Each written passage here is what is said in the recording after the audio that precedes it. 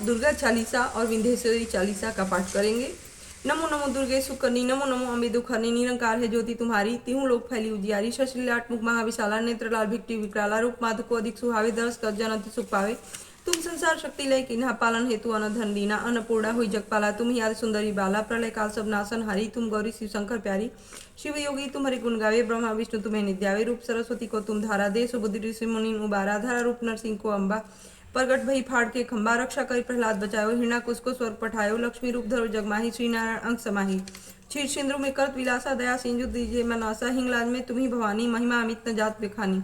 मातंगी धूमावती माता, भुवनेश्वरी बगला सुखदाता, श्री भैरव तारा जगतारणी, छिन्न भौल बहु दुख निवारणी, के हरिवाहन सो भवानी, लांगुर वीर चलत अगवानी, कर में खप्पर खड्ग विराजे, जाको देख काला डर भाजे, सो है अस्त्र और त्रिशूला, जाते उठत सत्र होए सूला, नगर कोट में तुम ही विराजत, तिहु लोक में डंका बाजत, शुम निशुम दानव तुम मारे, रक्त भी संखन संहारे, महिषासुर नृप अति अभिमानी, जय अखबार मही अकुलानी, कराल कालिका धारा से सही तुम त्री संहारा, परिलाड़ संतन पर जब जब भई सहाय मात तुम तब तब, अमरपुरी और सब लोका तो महिमा सब रहे अशोका, ज्वाला में है ज्योति तुम्हारी, तुम्हें सदा पूजे नर नारी, प्रेम भक्ति से जो यश गावे, दुख दारिद्र निकट नहीं आवे, ध्यावे तुम्हें जो नर मन लाई, जन मरण ताको छुट जाई, जोगी सुरमुनि कहत पुकारी, योग न हो बिन शक्ति तुम्हारी, शंकर आचार्य तप कीनो, काम क्रोध जीत सब लीनो, निज दिन ध्यान धरो शंकर को, काहू काल नहीं सुमिरो तुमको, शक्ति रूप को मरम न पायो, शक्ति गई तब मन पछतायो, शरणागत हुई कीर्ति बखानी, जय जय जय जगदम्ब भवानी, भई प्रसन्न आदि जगदम्बा, दई शक्ति नहीं कीने विलंबा, मोको मातु कष्ट अति घेरो, तुम बिन कौन हरे दुख मेरो, आशा तृष्णा निपट सतावे, रूप मूरख मोहि अति डर पावे, सतुनारस कीजिए महारानी, सुमिरो इच्छित तुम्हें भवानी, आशा तृष्णा निपट सतावे, रूप मूरख मोहि अति डर पावे, शत्रुनाश कीजिए महारानी, सुमिरो इच्छित तुम्हें भवानी, करो कृपा है मात दयाला, से देख करहु निहाला, जब लगी जियो दया फल पाऊं, तुमरो यश में सदा सुनाऊं, दुर्गा चालीसा जो कोई गावे, सब सुख भोग परम पद पावे, देवी दास शरण निज जानी, करहु कृपा जगदम्ब भवानी। इस तरह दुर्गा चालीसा समाप्त। अब हम विंध्येश्वरी चालीसा प्रारंभ करते हैं। नमो नमो विंध्येश्वरी, नमो नमो जगदम्ब, संत जनों के काज में करती नहीं विलम्ब, जय जय जय विंध्याचल रानी, आदि शक्ति जगविदित भवानी, सिंह वाहिनी जय जगमाता, जय जय जय त्रिभुवन सुखदाता, कष्ट निवारिणी जय जगदेवी, जय जय जय संत असुर सुर सेवी, महिमा अमित अपार तुम्हारी, शेष सहक मुख वर्ण थारी, दीनन की दुखरत भवानी, नहीं देखो तुम सबको उदानी, सबकर मनसा पूर्वत माता, महिमा अमित जगत विख्याता, जो जन ध्यान तुम्हारो लावे, सो तुरत ही वांछित फल पावे, तुम ही वैष्णवी तु ही रुद्राणी, तुम ही शारदा अरु ब्रह्माणी, रमा राधिका श्यामा काली, तु ही मात संतान प्रतिपाली, उमा माधवी चंडी ज्वाला, बेगी मोहि पर होहु दयाला, तुम्ही हिंगलाज महारानी, तुम्ही शीतला अरु विज्ञानी, लक्ष्मी जग सुखदाता, दुर्गा दुर्ग विनाशिनी माता, तुम जाह्नवी और उत्तराणी, हेमावती अम्बे निर्वाणी, अष्टभुजी वाराहिनी देवी, ब्रह्मा विष्णु सदा शिव सेवी, 64 देवी कल्याणी, गौरी मंगला सब गुड़ खानी, पाटन मुंबा दंत कुमारी, भद्रकाली सुन विनय हमारी, वज्रधारणी शोकनाशिनी, आयु रक्षिणी विंध्यवासिनी, जया और विजया बैताली, मातु संकटी अरु विकराली, ना मानु तुम्हार भवानी, बरनय किम मानु सज्ञानी, जा पर कृपा मातु तो होई, तो करे चाहे मन सोई, कृपा करहु मुँह पर महारानी, सिद्ध करी अम्बे बानी, जो नर धरे मातु कर ध्याना, जा ताकर सदा होई कल्याणा, विपति ताहि सपने हु नहीं आवे, जो देवी का जाप करावे, जो नर पर ऋण होय अपारा, सो नर पाठ करे शतबारा, निश्चय ऋण मोचन हो जाई, जो नर पाठ करे मन लाई, अस्तुति जो नर पढ़े पढ़ावे, या जग में सो बहु सुख पावे, जाको व्याधि सतावे भावी, जाप करत सब दूर पराई, जो नर अति बंधन होई, 12,000 पाठ कर सोई, निश्चय बंधन ते छूट जाई, सत्य वचन म मानहु भाई, जा पर जो कुछ संकट होई, निश्चय देवी सुमिरे सोई, जाकर पुत्र होई नहीं भाई, सो नर या विधि करे उपाई, 5 वर्ष सो पाठ करावे, नवरात्र मह विप्र जमावे, निश्चय होई प्रसन्न भवानी, पुत्र देहि ताकह गुड़ खानी, ध्वजा नारियल अन्न चढ़ावे, विधि समेत पूजन करवावे, नित प्रति पाठ करे मन लाई, प्रेम सहित नहीं आन उपाई, यह शिव विंध्याचल चालीसा रंग पढ़त होए अनिसा, यह जनि अचरज मानहु भाई, मातु कृपा संभव हो जाई, जय जय जय जगमातु भवानी, कृपा करहु मुँह पर जन जानी। इस तरह विंध्येश्वरी चालीसा संपन्न। अब हम देवी सूक्त प्रारंभ करते हैं। देवी और महादेवी को हमारा नमस्कार है, शिवा को सदैव नमस्कार है, प्रकृति एवं भद्रा देवी को नमस्कार है, नियम पूर्वक हम लोग जगन माता को नमस्कार करते हैं, रुद्रा रुद्र स्वरूपा नित्या गौरी धात्री ज्योत्सना इंद्र रूपिणी और सुख रूपिणी देवी को निरंतर नमस्कार है, कल्याण करने वाली रिद्धि और सिद्धि देने वाली भगवती को नमस्कार है, नैऋति राक्षसों की लक्ष्मी देवी को नमस्कार है, राजाओं के यहाँ राजलक्ष्मी के रूप में निवास करने वाली सर्वाणी देवी को नमस्कार है, दुर्गा दुर्ग पारा संसार सागर से पार करने वाली सारा सबकी सारभूता सर्वकारणी ख्याति विख्यात रूपिणी कृष्णा और धूमा देवी को सदा नमस्कार है, जो अति सौम्य और रुद्र रूपा है उस भगवती को नमस्कार है, जगत प्रतिष्ठा और प्रीति स्वरूपा भगवती को बार बार नमस्कार है, जो देवी सब प्राणियों में चेतना कही जाती हैं उनको बार बार नमस्कार है। जो देवी सब प्राणियों में विष्णु माया के नाम से जानी जाती हैं उनको बार बार नमस्कार है। जो देवी सब प्राणियों में बुद्धि रूप से स्थित है उनको नमस्कार है, उनको नमस्कार बार बार नमस्कार है।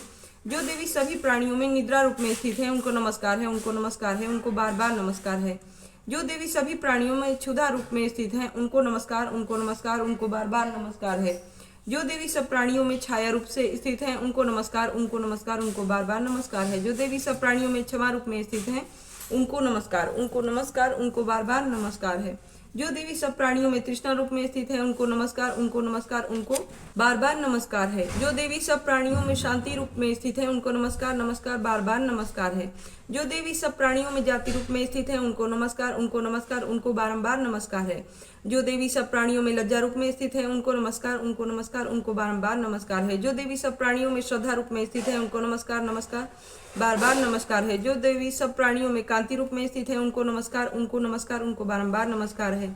जो देवी सब प्राणियों में लक्ष्मी रूप में स्थित है उनको नमस्कार, उनको नमस्कार, उनको बारंबार नमस्कार है। जो देवी सब प्राणियों में वृत्ति रूप में स्थित है उनको नमस्कार, उनको नमस्कार, उनको बारंबार नमस्कार है। जो देवी सब प्राणियों में छाया रूप में स्थित है उनको नमस्कार, उनको नमस्कार, उनको बार बार नमस्कार है। जो देवी सब प्राणियों में दया रूप से स्थित है उनको नमस्कार, उनको नमस्कार, उनको बारंबार नमस्कार है। जो देवी सब प्राणियों में कांति रूप में स्थित है उनको नमस्कार, उनको नमस्कार, बारंबार नमस्कार है। जो देवी सब प्राणियों में माता रूप में स्थित है उनको नमस्कार, उनको नमस्कार, उनको बारंबार नमस्कार है। जो देवी सब प्राणियों में स्मृति रूप में स्थित है उनको नमस्कार, उनको नमस्कार, उनको बारंबार नमस्कार है। जो देवी सब इंद्रियों की और संसार भर के प्राणियों की अधिष्ठात्री हैं तथा सब प्राणियों में निरंतर व्याप्त हैं उनको बारंबार नमस्कार है। जो देवी संपूर्ण संसार में चैतन्य रूप में व्याप्त होकर स्थित हैं उनको नमस्कार, उनको नमस्कार, उनको बारंबार नमस्कार है। पूर्व समय में अपने अभीष्ट फल को प्राप्त करने के लिए सभी देवताओं ने स्तुति की थी। जिनकी देवेंद्र ने बहुत दिनों तक जिनकी सेवा की वह सभी मंगलों की कारणभूता ईश्वरी हमारा कल्याण और मंगल करे तथा सभी आपत्तियों का नाश करे। प्रबल दैत्यों से कष्ट पाकर हम लोग जिनको प्रणाम करते हैं और जो भक्ति भाव से विनम्र पुरुषों और स्त्री द्वारा स्मरण करने पर तत्काल ही सभी विपत्तियों का नाश करती हैं, वे कल्याणकारिणी भगवती हमारी विपत्तियों की रक्षा करें। इसके बाद हम प्रधानिक रहस्य का प्रारंभ करते हैं। इस सप्तशती के तीनों रहस्यों के नारायण ऋषि, अनुष्टुप छंद और महाकाली, महालक्ष्मी एवं महासरस्वती देवता हैं। शास्त्र द्वारा प्रतिपादित उत्तम फल की प्राप्ति के लिए जप में इसका विनियोग होता है। राजा ने कहा, हे भगवान, आपने चंडिका देवी के अवतारों का वर्णन किया है, किंतु हे ब्राह्मण, अब उन अवतारों का मूलभूत मुख्य स्वरूप बताइए। और हे द्विज, देवी के जिस स्वरूप की आराधना जिस विधि से मुझे करनी चाहिए वह स्वरूप और आराधना करने की विधि मुझ विनीत से विधि पूर्वक कहिए। ऋषि ने कहा, यह रहस्य परम गुप्त है, अर्थात किसी से कहने योग्य नहीं है। परंतु हे राजन, तुम भक्त हो, इसलिए ऐसा कोई विषय नहीं है जो तुमसे न कहूं।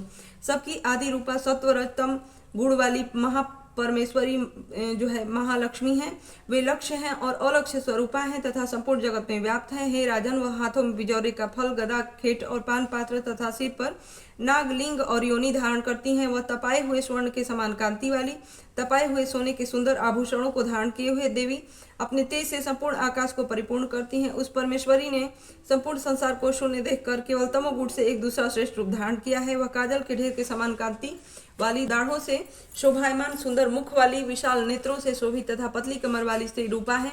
ढाल, तलवार, प्याले और कटे हुए मस्तक से सुशोभित, चार भुजाओं वाली, वक्षस्थल पर कबंध तथा मस्तक पर मुंडों की माला धारण किए हुए उस तामसी स्त्री ने महालक्ष्मी से कहा, हे माता, तुम मेरा नाम रखो और मुझे काम बताओ, मैं तुमको नमस्कार करती हूँ। महालक्ष्मी ने उस तामसी स्त्री से कहा, मैं तुम्हें नाम और कर्म बताती हूँ। महामाया, महाकाली, त्रिषा, निद्रा, तृष्णा, एक वीरा, कालरात्रि और दुरत्या, ये नाम कर्मों के अनुसार हैं। इन नामों से तुम्हारे कर्मों को जानकर जो मनुष्य स्तुति करता है वह सुख पाता है। हे राजन, महालक्ष्मी ने उनसे यह कहकर अति शुद्ध सत्यमुखी चंद्रमा के समान कांति वाला दूसरा स्वरूप धारण किया। वह उत्तम स्त्री अक्षमाला, अंकुश, वीणा और पुस्तक धारण किए हुए थी। महालक्ष्मी ने उनके भी ये नाम रख दिए, महाविद्या, महावाणी, भारती, वाक, सरस्वती, ब्राह्मी, काम, धेनु, वेद गर्भा और धीश्वरी। उसके बाद महालक्ष्मी ने महाकाली और महासरस्वती से कहा, आप दोनों देवियों और अपने स्वरूप के अनुसार स्त्री पुरुष का एक जोड़ा स्वयं उत्पन्न करें।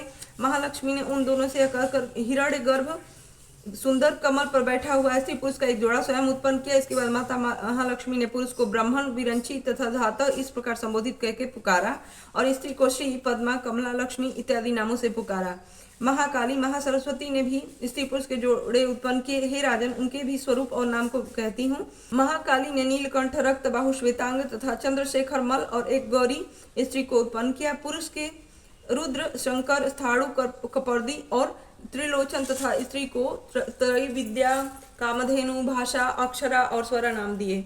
हे राजन, सरस्वती ने गौर स्त्री और कृष्ण वर्ण पुरुष को उत्पन्न किया। उन दोनों के नाम को भी मैं कहता हूँ। पुरुष के विष्णु, कृष्ण, हृषिकेश, वासुदेव, जनार्दन तथा स्त्री के उमा, गौरी, सती, चंडी, सुंदरी, शुभगा और शिवा नाम रखा। इस प्रकार वे तीनों स्त्रियां शीघ्र ही पुरुषत्व को प्राप्त हो उनको दिव्य दृष्टि वाले पुरुष ही देखते हैं, न कि दूसरे लोग।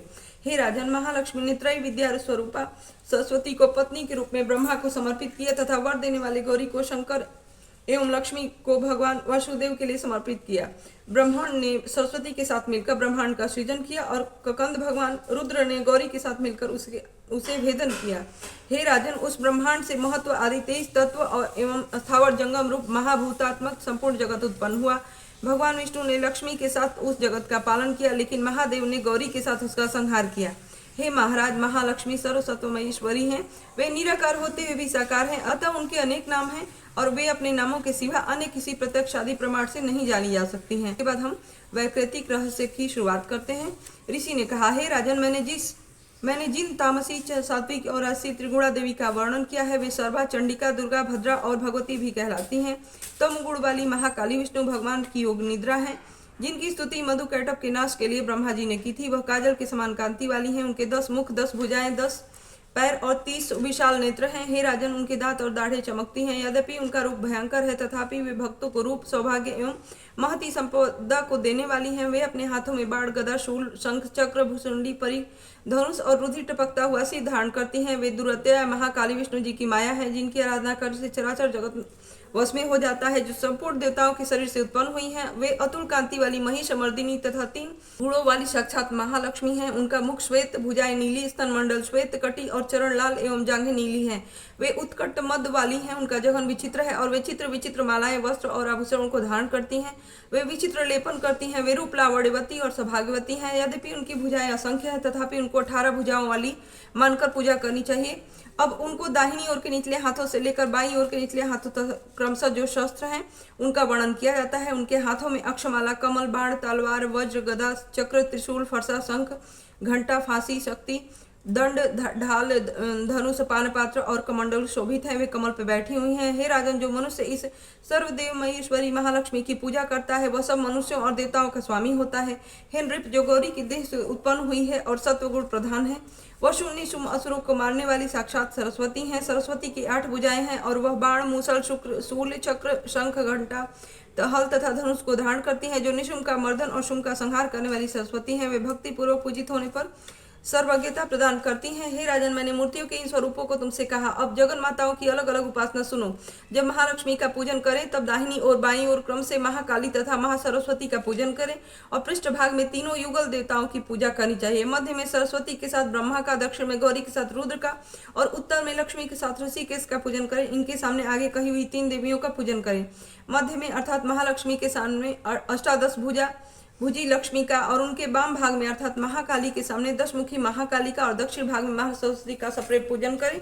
इस प्रकार महालक्ष्मी का पूजन करना चाहिए। हे राजन, यदि केवल 18 भुजा का अथवा 10 मुखी अथवा 10 भुजा का पूजन करना हो तो संपूर्ण अरिष्ट शांति के लिए दक्षिण और उत्तर की ओर काल और मृत्यु का पूजन करें। जब भुजा वाली शुंभासुर मर्दिनी का पूजन करना हो तो उनकी 9 शक्तियों का तथा रुद्र और गणेश का भी पूजन करें। नमो देवी, इस स्त्रोत से महालक्ष्मी की स्तुति करें। देवी के तीनों अवतारों के पूजन के समय उनके चरित्रों में जो स्त्रोत और मंत्र आए हैं उन्हीं का उपयोग करना चाहिए। ये 18 भुजा वाली देवी पूजनीय हैं।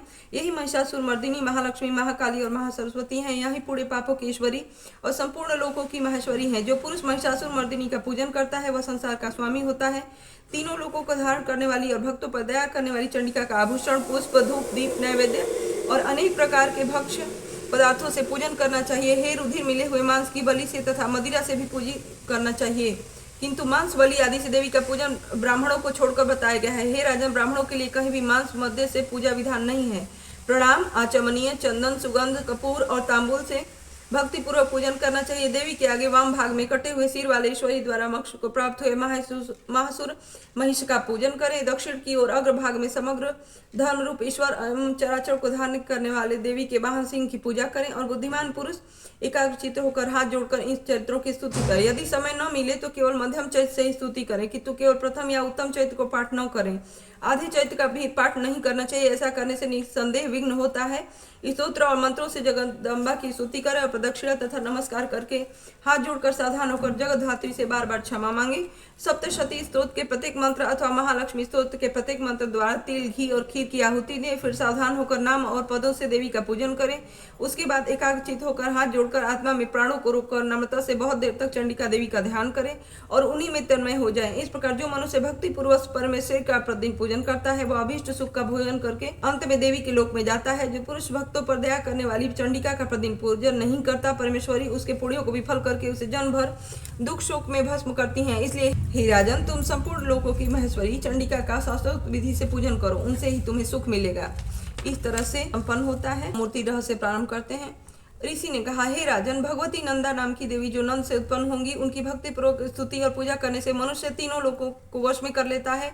वह देवी स्वर्ण के उत्तम आभूषणों से शोभित है। उनके अंगों की कांति स्वर्ण के समान उत्तम है। उनके वस्त्र स्वर्ण के समान सुनहरे हैं और वे देवी स्वर्ण के समान दीप्तिमान भी हैं। कमल, अंकुश, पाश और शंख से उनकी चारों भुजाएं शोभित हैं और उनकी इंदिरा, कमला, लक्ष्मी, श्री और रुक्मान, भुजा, आसन ये नाम है। हे निष्पाप, मैं रक्त दंतिका नाम से जिस देवी का वर्णन करती हूँ उनके संपूर्ण भयनाशक स्वरूप को कहती हूँ। वह देवी रक्त वस्त्र, रक्त वर्ण, सब अंग रक्तमय आभूषणों से शोभित, रक्त आयुध, रक्त नेत्र, रक्त केशों वाली है। अति भयंकर रक्त एवं तीक्ष्ण नाखों वाली, रक्तासन पर स्थित तथा रक्त दंत वाली भगवती भक्तों के वश में उसी प्रकार रहती हैं जैसे साध्वी स्त्री पति के वश में रहती है। वह देवी पृथ्वी के समान है और उनके दोनों स्तन सुमेरु पर्वत के समान उन्नत है। वे दोनों स्तन बड़े लंबे, बड़े मोटे, अत्यंत मनोहर, कठोर, शोभायमान और अनंत के समुद्र हैं। ये देवी सब कामनाओं को देने वाले दोनों स्तनों को अपने भक्त जनों को पिलाती हैं। देवी की चारों भुजाएं खड्ग, पाश, हल और मुसल से शोभित हैं। वे देवी रक्त चामुंडा और योगेश्वरी के नाम से विख्यात हैं और अस्थावर जंगम रूप संपूर्ण जगत में व्याप्त हैं। और जो पुरुष भक्ति पूर्वक उनकी पूजा करता है वह चराचर में व्याप्त हो जाता है। जो पुरुष रक्त दंतिका के स्तोत्र को पढ़ता तो देवी भी उनकी ऐसी सेवा करती है जैसे स्त्री अपने प्रिय पति की। शाकंभरी देवी का नीलवर्ण है, नील कमल के समान उनके नेत्र हैं, गंभीर नाभि है और त्रिवली से भूषित उनका सूक्ष्म उदर है। कड़े, ऊंचे, गोल, मोटे, समान और मांसल स्तन है। उनके हाथों में कमल है, उन घर भौरे गूंज रहे हैं और कमल पर ही वे विराजमान हैं। पुष्प, पल्लव, मूल और फल से युक्त अनेकों सुंदर रसों वाले क्षुधा, तृष्णा, मृत्यु और वृद्धावस्था को दूर करने वाले शाक समूह तथा चमकते हुए धनुष को धारण करती हैं। वह परमेश्वरी, शाकंभरी, शताक्षी और दुर्गा कही गई हैं। वे ही विश्वका, दुष्ट दमनी, उमा, गौरी, सती, चंडी, कालिका और विपत्तियों का विनाश करने वाली पार्वती हैं। जो मनुष्य शाकंभरी का ध्यान, जब पूजन, स्तुति और नमस्कार करता है वह शीघ्र ही अन्नपान और अमृत रूप फल पाता है। भीमा देवी भी नीलवर्ण है। उनकी दाढ़ें और दांत बहुत सुंदर हैं। उनके नेत्र विशाल हैं, गोल और स्थूल स्तन है। वे चंद्रहास, डमरू, कपाल और ढाल तलवार धारण करती हैं। वहीं एक वीरा कालरात्रि कामदा नाम से कही गई हैं। भ्रामरी देवी की कांति विचित्र है। वे अपने तेज मंडल के कारण दुर्धर्ष दिखाई देती हैं। उनका अंगराग भी अनेकों रंग का है तथा विचित्र विचित्र आभूषण से सुशोभित है। चित्र, भ्रमर, पाड़ी और महामारी इन नामों से इनका गान किया जाता है। हे नृप, देवी की यह मूर्तियां शास्त्र में वर्णित हैं। ये मूर्तियां जगन माता चंडिका की कामधेनु कहलाती हैं, अर्थात कामधेनु के समान मनोवांछित फल को देने वाली हैं। हे राजन, यह परम गुप्त चरित्र है। दिव्य मूर्तियों का आख्यान मनोवांछित फल को देने वाला है। अतः पूर्ण प्रयत्न करके तुम निरंतर देवी की आराधना में लगे रहो। सप्तशती के मंत्रों के पढ़ने मात्र से ही प्राणी ब्रह्म हत्या के समान घोर 7 जन्म के पापों से मुक्त हो जाता है। हे राजन, मैंने अत्यंत गुप्त देवी का ध्यान तुमसे कहा। विधि पूर्वक यह ध्यान करने से इच्छा अनुसार फल प्राप्त होता है। उनकी अनुकंपा से तुम सर्वमान्य हो जाओगे। देवी सर्वरूपमयी है तथा संपूर्ण संसार देवीमय है। अतः उन विश्व रूपा परमेश्वरी को नमस्कार करती हूँ। अब हम देवी से क्षमा याचना करते हैं। हे परमेश्वरी, मेरे द्वारा रात दिन हजारों अपराध होते हैं। आप मुझे अपना सेवक समझकर कृपा पूर्वक मेरे उन अपराधों को क्षमा करें। न तो मैं आह्वान करना ही जानती हूँ, न विसर्जन करना जानती हूँ और न ही पूजा करना ही जानती हूँ। हे परमेश्वरी, मुझे क्षमा करें। हे सुरेश्वरी, मैंने जो मंत्रहीन और भक्तिहीन पूजन किया है वह सब आपकी दया से पूर्ण हो। सैकड़ों अपराध करके भी भक्त आपकी शरण में केवल जगदम्ब कहकर ही मोक्ष को प्राप्त करते हैं, जिसे ब्रह्मादि देवगण भी पाने में असमर्थ होते हैं। हे जगदम्बिके, मैं अपराधी हूँ किंतु आपकी शरण में आई हूँ, अतः इस समय मैं दया की पात्र हूँ। आप जैसा चाहें वैसा करें। अज्ञानवश या बुद्धि भ्रम होने के कारण भूल से जो कुछ भी मैंने कम या अधिक कर दिया हो, हे देवी परमेश्वरी, सब अपराध क्षमा करें और प्रसन्न होवें। हे जगन माता, हे कामेश्वरी, सच्चिदानंद स्वरूपिणी परमेश्वरी, आप प्रेम पूर्वक मेरी यह पूजा स्वीकार करें और मुझ पर प्रसन्न होवें। आप गुप्त से भी गुप्त वस्तु की रक्षा करने वाली हैं। आप मेरे किए हुए इस जप को ग्रहण करके मेरे सभी अपराधों को क्षमा करें। और हे देवी, हे माहेश्वरी, आपकी कृपा से मुझे सिद्धि की प्राप्ति हो। अब हम अर्गला स्तोत्र प्रारंभ करते हैं। मार्कंडेय जी कहते हैं, जयंती मंगला काली, भद्रकाली कपालिनी, दुर्गा क्षमा शिवा धात्री, स्वाहा स्वधा, इन नामों से प्रसिद्ध देवी तुम्हें मैं नमस्कार करता हूँ। हे देवी, तुम्हारी जय हो। प्राणियों के संपूर्ण दुख हरने वाली तथा सब में व्याप्त रहने वाली देवी तुम्हारी जय हो। काल रात्रि तुम्हें नमस्कार है। मधु और कैटभ दैत्य का वध करने वाली, ब्रह्मा को वरदान देने वाली देवी तुम्हें नमस्कार है। तुम मुझे रूप दो, जय दो, यश दो और काम क्रोध आदि शत्रुओं का नाश करो। महिषासुर का नाश करने वाली तथा भक्तों को सुख देने वाली देवी तुम्हें नमस्कार है। तुम मुझे सुंदर रूप दो, विजय दो और मेरे शत्रुओं को नष्ट करो। हे रक्त बीज का वध करने वाली, हे चंडमुंड का नाश करने वाली देवी तुम मुझे रूप दो, जय दो, यश दो और काम क्रोध आदि शत्रुओं का नाश करो। हे शुम निशुम और धूमाक्ष राक्षस का मर्दन करने वाली देवी मुझको स्वरूप दो, विजय दो, यश दो और मेरे शत्रुओं का नाश करो। हे पूजित युगल चरणों वाली देवी, हे संपूर्ण सौभाग्य प्रदान करने वाली देवी तुम मुझे रूप दो, जय दो, यश दो और काम क्रोध आदि शत्रुओं का नाश करो। हे देवी, तुम्हारे रूप और चरित्र अमित है, तुम सब शत्रुओं का नाश करने वाली हो। मुझे रूप, जय, यश दो और काम क्रोध आदि शत्रुओं का नाश करो। पापों को दूर करने वाली चंडिके, इस संसार में जो भक्ति से तुम्हारा पूजन करते हैं उनको तुम रूप तथा विजय आदि यश दो तथा उनके शत्रुओं का नाश करो। रोगों का नाश करने वाली देवी चंडिके, जो भक्ति पूर्वक तुम्हारी रक्षा करते हैं उन्हें रूप दो, जय दो, यश दो और उनके काम क्रोध आदि शत्रुओं का नाश करो। हे चंडिके, इस संसार में जो भक्ति से तुम्हारी पूजा करते हैं उनको तुम रूप, विजय और यश दो तथा उनके शत्रुओं का नाश करो। हे देवी, मुझे सौभाग्य दो, आरोग्य दो, परम सुख दो, रूप दो, जय दो, यश दो और मेरे काम क्रोध आदि शत्रुओं का नाश करो। हे देवी, जो मुझसे बैर रखते हैं उनका नाश करो और मुझे अधिक बल प्रदान कर रूप, जय, यश दो और मेरे शत्रुओं का संहार करो। माँ, मेरा कल्याण करो, मुझे उत्तम संपत्ति प्रदान करो, रूप, जय, यश दो और काम क्रोध आदि शत्रुओं का नाश करो। हे देवता तथा राक्षसों के मुकुट रत्नों से स्पर्श किए हुए चरणों वाली देवी, हे अंबिके, मुझे स्वरूप दो, विजय दो तथा यश दो, मेरे शत्रुओं का नाश करो। हे देवी, अपने भक्तों को विद्वान, कीर्तिवान और लक्ष्मीवान बनाओ और उन्हें रूप दो, जय दो, यश दो और उनके शत्रुओं का नाश करो। हे प्रचंड दैत्यों के अभिमान का नाश करने वाली, मुझ शरणागत को रूप दो, जय दो, यश दो और मेरे शत्रुओं का नाश करो। हे चार भुजाओं वाली, हे ब्रह्मा द्वारा प्रशंसित परमेश्वरी, मुझे रूप दो, जय दो, यश दो और मेरे शत्रुओं का नाश करो। निरंतर भक्ति से भगवान विष्णु से सदा स्तुति की हुई हे अंबिके, मुझे रूप, यश, जय दो, मेरे शत्रुओं का नाश करो। हिमालय कन्या पार्वती के भगवान शंकर से स्तुति की हुई हे परमेश्वरी, मुझे रूप, जय, यश दो और मेरे शत्रुओं का नाश करो। इंद्राणी के पति इंद्र के द्वारा सद्भाव से पूजित होने वाली परमेश्वरी, मुझे तुम रूप दो, जय दो, यश दो और काम क्रोध आदि शत्रुओं का नाश करो। प्रचंड भुजदंड से दैत्यों के घमंड का नाश करने वाली, मुझे रूप दो, जय दो, यश दो और मेरे शत्रुओं का नाश करो। हे देवी, तुम अपने भक्तों को सदा असीम आनंद देने वाली हो, मुझे रूप, जय, यश दो और मेरे काम क्रोध आदि शत्रुओं का नाश करो। हे देवी, मेरी इच्छा अनुसार चलने वाला सुंदर पति प्रदान करो, जो कि संसार सागर से तारने वाले तथा उत्तम कुल में उत्पन्न हुआ हो। जो मनुष्य पहले इस स्तोत्र का पाठ करता है और फिर सप्तशती रूपी महास्तोत्र का पाठ करता है, वह सप्तशती संख्या के समान श्रेष्ठ फल को प्राप्त होता है और उसके साथ ही उसे प्रचुर धन भी प्राप्त होता है। यह अर्गला स्तोत्र समाप्त होता है और अब हम कीलक स्तोत्र प्रारंभ करते हैं।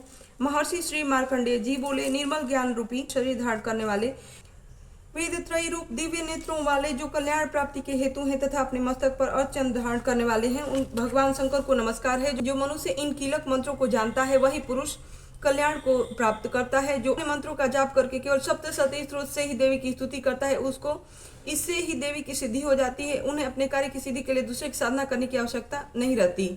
बिना जप के ही उनके उच्चाटन आदि सब काम सिद्ध हो जाते हैं। लोगों के मन में शंका थी कि केवल सप्तशती की उपासना से अथवा सप्तशती को छोड़कर अन्य मंत्रों की उपासना करने से समान रूप से सब कार्य सिद्ध हो जाते हैं, तब इनमें कौन सा श्रेष्ठ साधन है। लोगों की शंका को ध्यान में रखते हुए भगवान शंकर ने अपने पास आए हुए जिज्ञासुओं को समझाया कि यह सप्तशती नामक संपूर्ण स्तोत्र ही कल्याण को देने वाला है। इसके पश्चात भगवान शंकर ने चंडिका के सप्तशती नामक स्तोत्र को गुप्त कर दिया। अतः मनुष्य इसको बड़े पुण्य से प्राप्त करता है। जो मनुष्य कृष्ण पक्ष की 14 अथवा अष्टमी को एकाग्रचित्त होकर देवी को अपना सर्वस्व समर्पित कर देता है और फिर उसे प्रसाद रूप में ग्रहण करता है, उन पर दुर्गा प्रसन्न होती है। अन्यथा नहीं होती। इस प्रकार सिद्धि के प्रतिबंधक रूप कीलक के द्वारा भगवान शंकर ने इस स्तोत्र को कृत कर रखा है। जो पुरुष इस सप्तशती को निष्कीलन करके नित्य पाठ करता है वह सिद्ध हो जाता है, वही देवों का पार्षद होता है और वह गंधर्व होता है। सर्वत्र विचरते रहने पर भी उस मनुष्य को इस संसार में कोई डर नहीं रहता, वह अपमृत्यु के वश में नहीं पड़ता और मरकर मोक्ष की प्राप्ति करता है। किंतु इस कीलक विधि को जानकर ही सप्तशती का पाठ करना चाहिए। जो ऐसा नहीं करता वह नष्ट हो जाता है। कीलन और निष्कीलन संबंधी जानकारी के पश्चात ही स्तोत्र निर्दोष हो जाता है और विद्वान पुरुष इस निर्दोष स्तोत्र का पाठ आरंभ करते हैं। स्त्रियों में जो कुछ सौभाग्य आदि दिखाई देता है वह सब इस पाठ की ही कृपा है, इसलिए इन कल्याणकारी स्तोत्र का सदा पाठ करना चाहिए। इस स्तोत्र का शनैः पाठ करने से भी स्वल्प फल की प्राप्ति होती है, इसलिए उच्च स्वर से ही इसका पाठ आरंभ करना चाहिए। जिस देवी के प्रसाद से ऐश्वर्य, सौभाग्य, आरोग्य, संपत्ति, शत्रु नाश तथा परम मोक्ष की प्राप्ति होती है, उस देवी की स्तुति मनुष्य को अवश्य करनी चाहिए। अब हम देवी सूक्त प्रारंभ करते हैं जो ऋग्वेद में कहा गया है। भगवती बोली, मैं रुद्र, वसु, आदित्य और विश्व देव रूप से सर्वत्र विचरती हूँ। मित्र, वरुण, इंद्र, अग्नि और अश्विनी कुमारों को मैंने धारण कर रखा है। सोमयज्ञ, विश्वकर्मा, सूर्य और ईश्वर नाम के देव मैंने ही धारण कर रखे हैं, जो देवताओं के उद्देश्य से प्रचुर हवियुक्त सोम याग आदि का अनुष्ठान करते हैं और उन यजमानों का फल मुझ में विद्यमान है। इस ब्रह्मांड की अधिष्ठात्री, पार्थिव और अपार्थिव देने वाली मैं ही हूँ। ब्रह्म साक्षात समन्वित ज्ञान रूपा मैं ही हूँ। यह ज्ञान ही सब उपासनाओं का मूल है। मैं ही अत्यंत जीवों में प्रविष्ट हूँ। देवता इस प्रकार अनेक भावों से मेरी उपासना करते हैं। जीव जो अनादि खाद्य द्रव्य भक्षण करता है, देखता है, वह प्राण धारण करता है तथा सुनता है, ये सब क्रियाएं मेरे द्वारा ही सिद्ध होती हैं। जो मुझको इस दृष्टि से नहीं देख सकते वे नाश को प्राप्त होते हैं। हे सौम्य, तुमसे जो तत्व कह रहे हैं श्रद्धा पूर्वक सुनो। मैं यह उपदेश दे रही हूँ कि देवता और मनुष्य द्वारा वही सेवित है। मैं जिसे चाहती उसे उच्च पद प्रदान करती हूँ, ब्रह्म बनाती हूँ तथा ऋषि और सर्वज्ञान संपन्न सुमेधा बनाती हूँ। रुद्र के लिए धनुष खींचती हूँ। इस प्रकार मैं सर्वत्र व्याप्त हूँ। मेरी आत्मा ने जगत पिता को उत्पन्न किया है। इसके ऊपरी भाग में आनंदमय कोश के अंदर विज्ञानमय कोश में मेरा कारण अवस्थित है। मैं समस्त भुवनों में प्रविष्ट होकर रहती हूँ। स्वर्गलोक मेरे शरीर से स्पष्ट है। मैं जल वायु की भांति प्रतीत होती हूँ, तभी ही यह सारी सृष्टि आरंभ होती है। इस स्वर्ग तथा मर्त्य लोक से परे भी मैं वर्तमान हूँ। कुमारी पूजन का प्रकार। श्री दुर्गा के भक्तों को देवी जी की अतिशय प्रसन्नता के लिए नवरात्र में अष्टमी तथा नवमी को कुमारी कन्या को अवश्य भोजन कराना चाहिए। इन कुमारियों की संख्या 9 हो तो अति उत्तम, शक्ति न होने पर 2 ही सही, किंतु भोजन करने वाली कन्याएं 2 वर्ष से कम तथा 10 वर्ष से ऊपर नहीं होनी चाहिए। क्रमशः इन सब कुमारियों के नमस्कार मंत्र ये हैं। कुमार्यै नमः, त्रिमूर्त्यै नमः, कल्याण्यै नमः, रोहिण्यै नमः, कालिकायै नमः, चंडिकायै नमः, शांभव्यै नमः, दुर्गायै नमः, सुभद्राय नमः। कुमारियों में हीनंगी, अधिकांगी, कुरूपा न होनी चाहिए। पूजन करने के बाद जब कुमारी देवी भोजन कर लें तो उनके सिर पर अक्षत छुड़वाएं और उन्हें दक्षिणा दें। इस तरह कहने पर महामाया भगवती अत्यंत प्रसन्न होकर मनोरथ पूर्ण कर देती हैं। धूम अथवा धूम श्री दुर्गा का बीजाक्षर है। इस मंत्र का भी 5 लाख बार जाप करना चाहिए। काली काली महाकाली, काली के परमेश्वरी, सर्वानंद करे देवी, नारायणी नमस्तुते। श्री दुर्गा माता से प्रार्थना प्रारंभ होती है। सर्वमंगल मांगल्ये शिवे सर्वार्थ साधिके शरण्ये त्र्यंबके गौरी नारायणी नमस्तुते। ब्रह्म रूपे सदानंदे परमानंद स्वरूपिणी दूत सिद्धि प्रदे देवी नारायणी नमस्तुते। शरणागत दीनार्थ परित्राण परायणे सर्वस्य आरती हरे देवी नारायणी नमस्तुते। करुणामयी जगतजनी आनंद व स्नेहमयी माँ, आपकी सदा जय हो। हे अम्बे, पंखहीन पक्षी और भूख से पीड़ित बच्चे जिस प्रकार अपनी माँ की राह देखते हैं, उसी प्रकार मैं आपकी दया की प्रतीक्षा कर रही हूँ। हे माँ, आप शीघ्र ही मुझे दर्शन दे, मैं आपका रहस्य जान सकूं, ऐसी बुद्धि मुझे प्रदान करें। हे माँ दुर्गे, आप स्मरण करने पर संसार के तमाम प्राणियों का भय हर लेती हैं और शांत चित्त से चिंतन करने पर परम कल्याणमयी बुद्धि प्रदान करती हैं। दरिद्रता, दुख और भय हरने वाली आपके सिवा दूसरा कौन है, जिसका चित्त सबका उपकार करने के लिए सदा दया से दवीभूत रहता है। पूर्ण श्रद्धा के साथ भगवती का ध्यान करते हुए इस मंत्र का अनेक बार पाठ करके सोया जाए और सवेरे उठते समय भी उस शक्ति का चिंतन किया जाए। कुछ देर तक उनके ध्यान में मग्न बैठा रहे और इससे साधक को विलक्षण बातें ज्ञात होंगी। जिस महत्व के द्वारा इस समस्त विश्व का नियमन हो रहा है उसे गुप्त मन या सर्वव्यापक मन कहते हैं। इसका संचालन करने वाली शक्ति है। इस शक्ति की श्रद्धापूर्वक प्रतिदिन उपासना करने से अलौकिक आनंद प्राप्त होगा। 1 मास के साधन से विलक्षण शक्ति प्रतीत होगी। अपनी मनोकामनाएं माँ के सामने निवेदन करी तो अनन्य भाव से चिंतन करिए और तत्काल ही उन कामनाओं की पूर्ति होगी। विद्या, धन, बल, ऐश्वर्य ये सभी इस पराशक्ति से उत्पन्न होते हैं। इस महाशक्ति की आराधना से आश्चर्यजनक शक्ति जागृत होगी और असाध्य कार्य साध्य बन जाएंगे। संसार में जीवित रहने के लिए शक्ति संचय कीजिए और सदा यही भाव दृढ़ रखिए कि तुम सदैव माँ की गोद में हो और समस्त शक्तियों का भंडार तुम्हारे अंदर है। आप सभी दुर्गा भक्तों को हमारा नमस्कार। और आज हम दुर्गा सप्तशती का जो है संपूर्ण पाठ करने वाले हैं, जो आपके लिए काफ़ी हेल्पफुल होगा ऐसी हम आशा करते हैं। तो शुरुआत करते हैं दुर्गा सप्तशती का प्रथम अध्याय। महर्षि मार्कंडेय जी बोले, भगवान सूर्य के पुत्र सावर्णी की उत्पत्ति की कथा को मैं विस्तार से कहता हूँ, आप ध्यान से सुनिए। सूर्य की छाया से उत्पन्न सावर्णी जगत जननी महामाया की कृपा से कैसे मनवंतर के अधिपति बने वह कथा सुनिए। प्राचीन काल में स्वारोचिस मनवंतर के चैत्रवंशी राजा सुरथ समस्त पृथ्वी के चक्रवर्ती राजा हुए। वे प्रजा का अपने पुत्रों की भांति पालन करते थे। यवन राजाओं से राजा सुरथ की शत्रुता हो गई।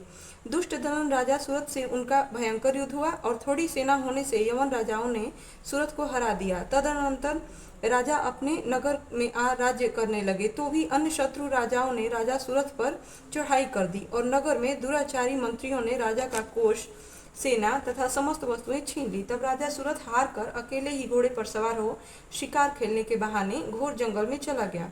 वहां महर्षि मेधा का सुंदर आश्रम देखा, जो अहिंसक सिंह आदि पशु तथा शिष्यों से शोभित था।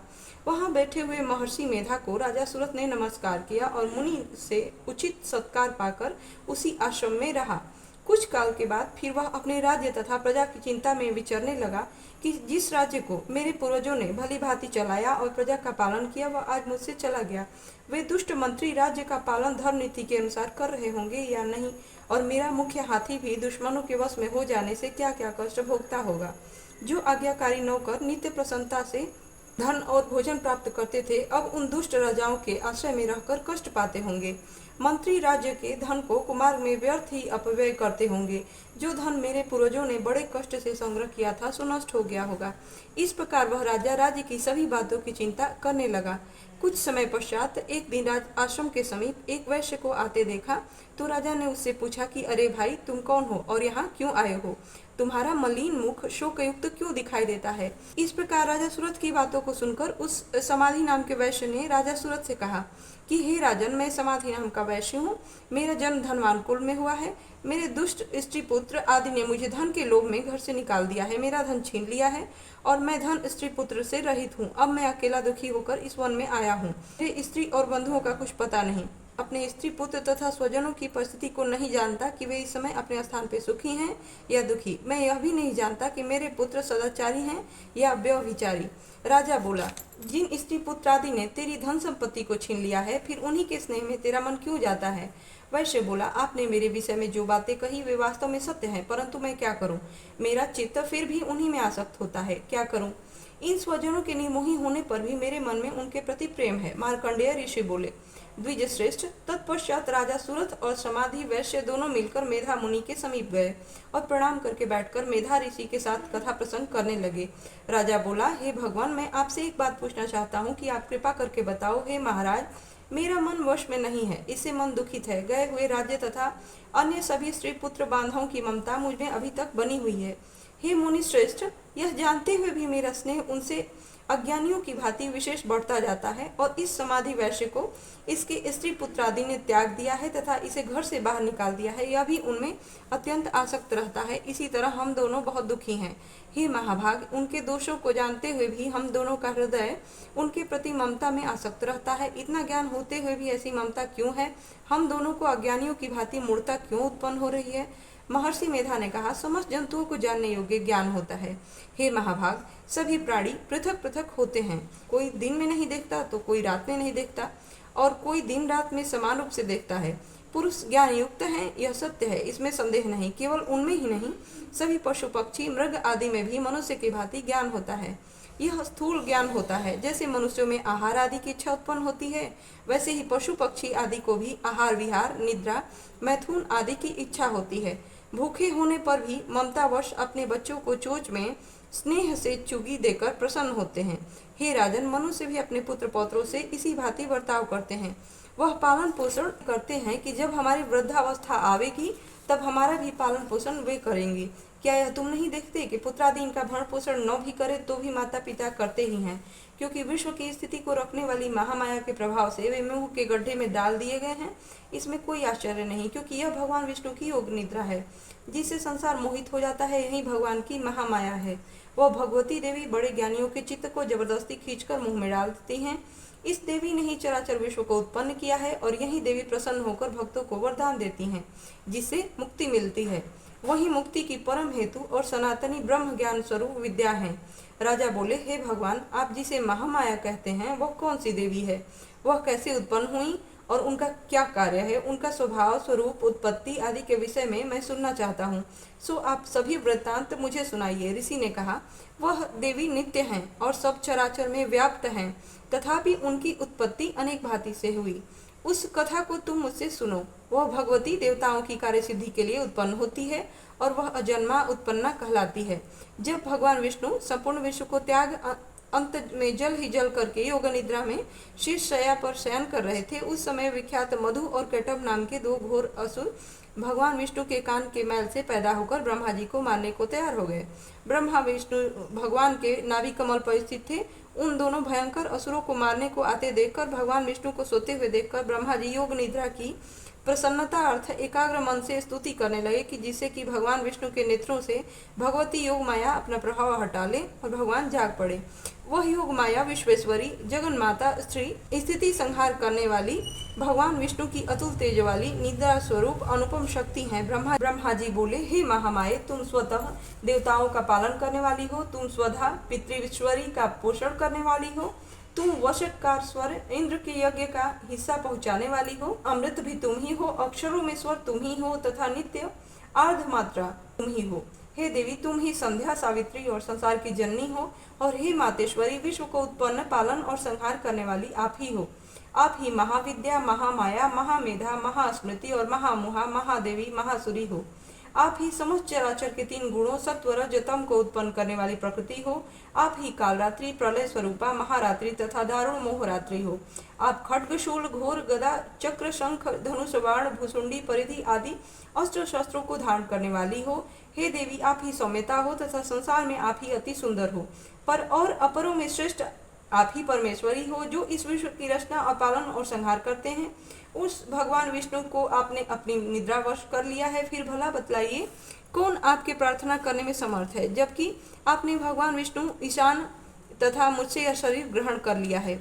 आप तो अपने प्रभाव से स्वयं प्रशंसित हो। मधु और कैटभ नाम के इन महादुष्टों को आप मोह लीजिए और विश्वपति भगवान अच्युत को जगाइए। इन दोनों महाअसुरों का संहार करने के लिए भगवान को बुद्धि दीजिए। इस प्रकार जब ब्रह्मा जी ने मधु और कैटभ असुरों के संहार के लिए तथा भगवान विष्णु को जगाने के लिए तामसी देवी की प्रार्थना की, तो उस समय भगवान विष्णु के नयन, मुख, नाक, भुजा, हृदय और वक्षस्थल से निकलकर अव्यक्त योग माया उपस्थित हो गई और योग निद्रा से भगवान जाग गए। तद अनंतर भगवान विष्णु ने उन पराक्रमी वीर्यवान मधु और कैटभ असुरों को देखा, ब्रह्मा जी को खाने के लिए जिनकी आंखें लाल हो रही थी।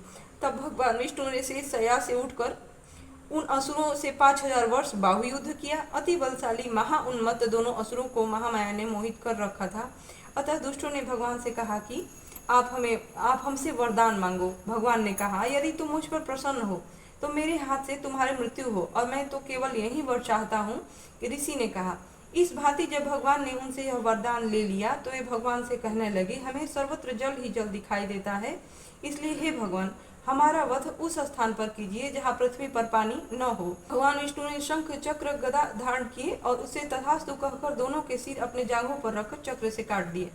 इस प्रकार यह महामाया देवी श्री ब्रह्मा जी की प्रार्थना करने पर स्वयं उत्पन्न हुई हैं। राजन, मैं अब इसके प्रभाव को बताता हूँ, अब ध्यान से सुने। पहला अध्याय समाप्त हुआ और दूसरा अध्याय शुरू होता है।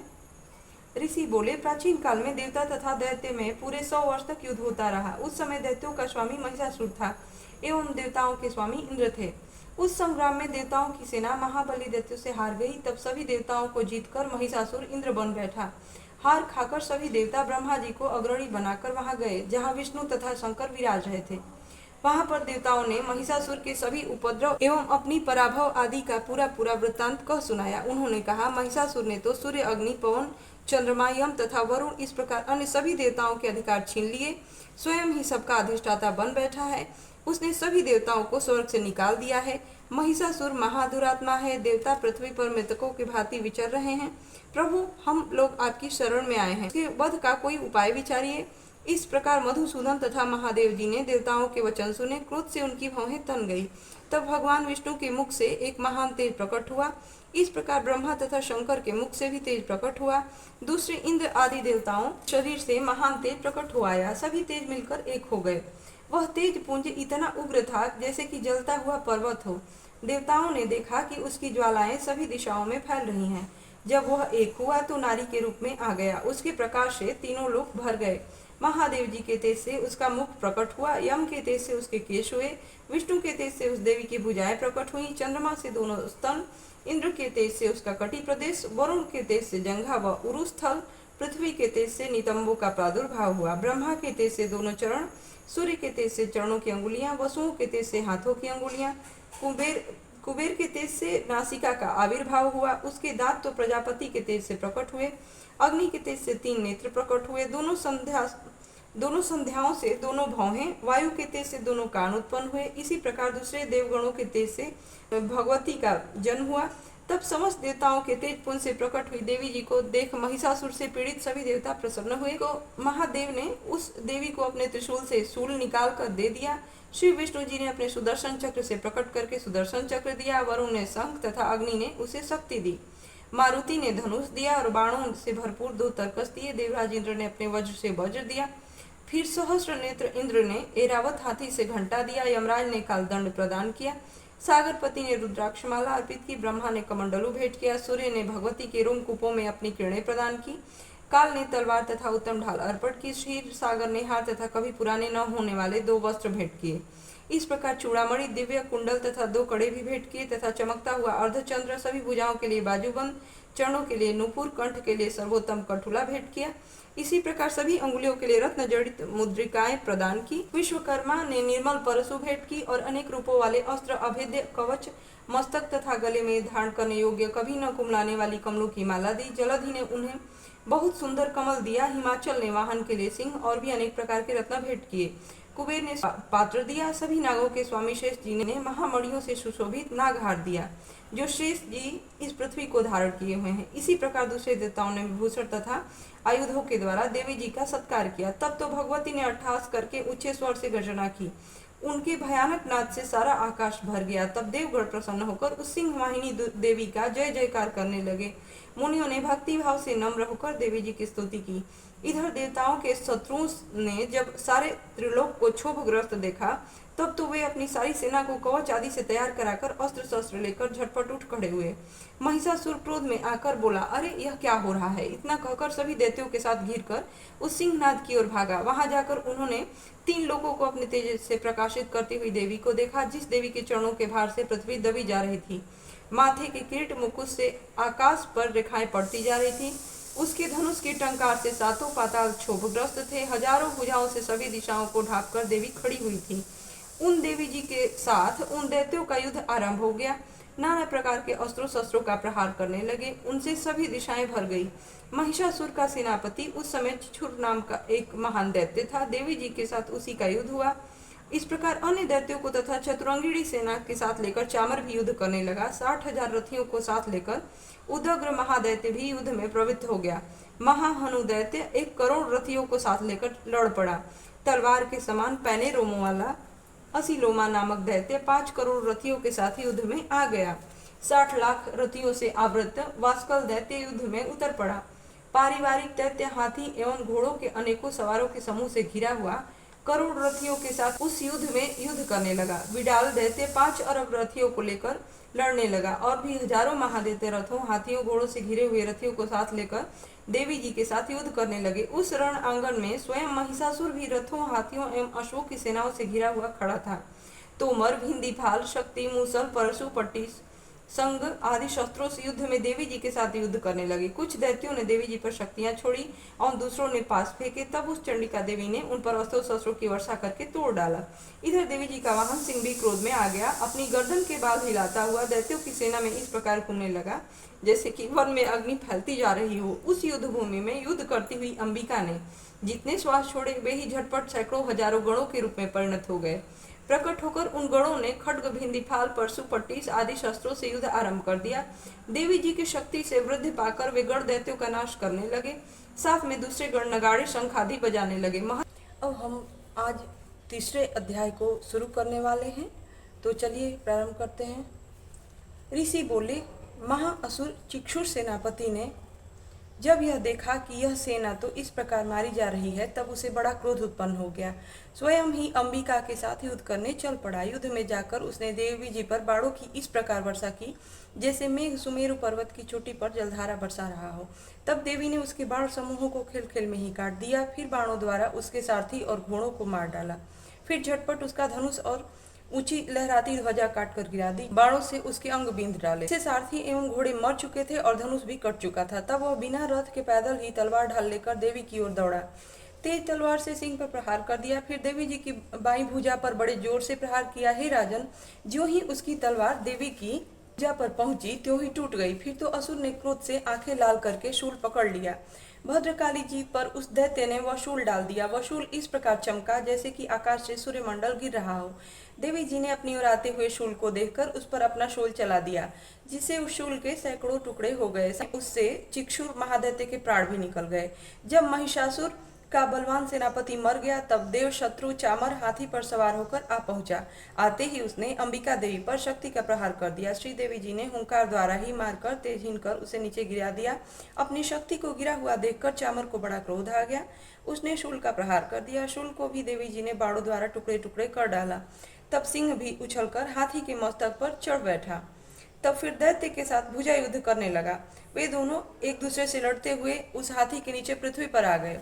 भयंकर प्रहारों से परस्पर युद्ध करने लगे। तब बड़े वेग से सिंह ऊपर को उछला। ऊपर आकाश से नीचे की ओर गिरते गिरते पंजों के प्रहार से दैत्य चामर का सिर धड़ से अलग कर डाला। देवी जी ने शिला एवं वृक्ष आदि से युद्ध में उदग्र को मार डाला। फिर कराल को भी दांतों एवं मुक्कों एवं थप्पड़ों के प्रहार से मार गिराया। क्रोध परिपूर्ण देवी ने गदा की चोटों से उद्धत को चूर चूर कर दिया। भिंदीपाल शस्त्र द्वारा, वाशकल बाणों द्वारा अंधक एवं ताम्र को यमधाम शीघ्र भेज दिया। तीन नेत्र धारणी परमेश्वरी ने उग्रास्य, उग्रवीर्य, महाहनु नाम के दैत्यों को त्रिशूल द्वारा मार दिया। तलवार से विडाल का सिर धड़ से अलग कर दिया। दूरथर, दुर्मुख इन दोनों को बाणों द्वारा यमपुरी पहुंचा दिया। इस प्रकार अपनी सेना का नाश होता देख भैंसे का रूप बना महिषासुर देवी के गणों को डराने लगा। कुछ एक गणों पर अपने थुथुनों से प्रहार किया, दूसरों पर खुरों से प्रहार किया। किन्हीं का पूछ तोड़ा तो दूसरों को सिंगों से फाड़ा। कुछ एक को वेग द्वारा, दूसरों को सिंहनाद द्वारा घूमने से, अन्यों को श्वास वायु द्वारा पृथ्वी पर गिराया। इस प्रकार देवी सेना को गिराकर वह महिष सिंह की ओर झपटा। जो ही सिंह को मारने लगा त्यों ही जगदम्बा को बड़ा क्रोध उत्पन्न हुआ। इधर महापराक्रमी महिष भी क्रोध से पृथ्वी तल को अपने खुरों से खोदने लगा। फिर अपने सिंगों से बड़े बड़े ऊंचे पहाड़ उठाकर फेंकने लगा। साथ में गर्जन करने लगा। वेग के साथ घूमने पर पृथ्वी क्षुब्ध होकर फटने लगी। उसने पूंछ से समुद्र पर प्रहार किया, जिसे क्षुब्ध होकर समुद्र और पृथ्वी को चारों ओर से डुबाने लगा। चलायमान होते हुए सिंगों के द्वारा छिन्न भिन्न हुए बादल टुकड़े टुकड़े हो गए। इस प्रकार क्रोधपूर्ण उस महादैत्य को अपनी ओर आता देख चंडिका उसे मारने के लिए क्रोध में आ गई। कुपित चंडिका ने उसकी ओर पास फेंका और उसके द्वारा उस दैत्य को बांध लिया। तब तो उस महायुद्ध में बंधे हुए उस दैत्य ने अपना महिष यानी भैंसे का रूप त्याग कर दिया, झटपट सिंह के रूप में आ गया। जो चंडिका उसका सिर काटने लगी, तब वह तलवार हाथ में लिए पुरुष दिखाई देने लगा। तब शीघ्रता से तलवार ढाल डाले उस पुरुष को अपने बाणों से देवी ने बींध डाला। तब वह एक बड़ा हाथी हो गया। अपनी सूंड से उस महान सिंह को खींचा, फिर गरजने लगा। उसके खींचते समय अपनी खड्ग के द्वारा देवी ने उसकी सूंड को काट दिया।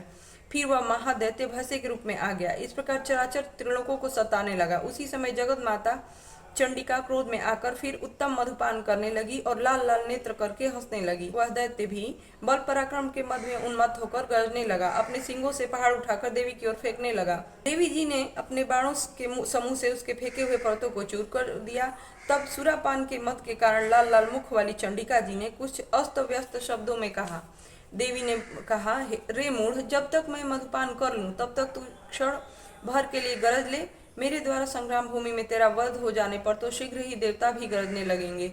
ऋषि बोले। देवी जी उछलकर उस महादैत्य पे चढ़ गई, पांव से दबाकर दैत्य के कंठ पर त्रिशूल से आघात किया। देवी के पांव से दबे हुए उस दैत्य ने अपने मुख से बाहर निकलने का प्रयत्न दूसरे रूप से किया। अभी आधा निकला था कि देवी जी ने अपने पराक्रम द्वारा वहीं रोक लिया। आधा निकलकर भी उस दैत्य ने युद्ध करना आरंभ किया। तब देवी जी ने अपने तीखी तलवार से उसका सिर काटकर नीचे गिरा दिया। दैत्य सेना हाहाकार करने लगी। तब उस सारी सेना का भी देवी जी ने नाश कर दिया। तभी देवता अत्यंत प्रसन्न हुए। दिव्य महर्षियों के साथ देवता लोगों ने उन देवी की स्तुतियां की। गंधर्व जन गायन करने लगे और अप्सराएं नाचने लगी। इस प्रकार तीसरा अध्याय समाप्त होता है। अब हम चौथा अध्याय शुरू करते हैं। ऋषि बोले। अत्यंत पराक्रमी उस दुरात्मा महिष के द्वारा उसकी सेना के देवी के द्वारा मारे जाने पर इंद्र आदि देवतागण अपनी बाड़ियों द्वारा देवी जी की स्तुति करने लगे। जिस देवी जी ने अपनी शक्ति से सारे जगत को व्याप्त कर लिया है, जिसका स्वरूप सभी देवताओं की शक्तियों का समूह है, सभी देवता एवं महर्षि जिसकी पूजा किया करते हैं, उस अंबिका देवी को हम प्रणाम करते हैं। वही देवी हमारा मंगल करें।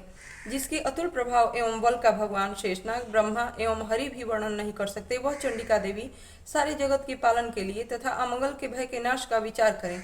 जो श्री स्वरूपिणी पुण्यात्माओं के घरों में जो लक्ष्मी स्वरूपा है, पापियों के घरों में दरिद्रता, पवित्र बुद्धि वालों के हृदय में बुद्धि, श्रेष्ठ पुरुषों के यहाँ श्रद्धा, कुलीन मनुष्यों में लज्जा स्वरूपिणी है। इस प्रकार हे देवी हम आपको प्रणाम करते हैं। हे भगवती आप विश्व का पालन करें। हे मातेश्वरी आपके इस अचिंत्य रूप का, असुरों के क्षय करने वाले आपके महान पराक्रम का एवं देवता तथा असुरों के सामने संग्राम में किए गए आपके अद्भुत चरित्रों का वर्णन हम किस प्रकार कर सकते हैं। हे भगवती आप संपूर्ण जगत का कारण हो। सत्व रज तम इन तीनों गुणों वाली होते हुए भी आप अजेय हो।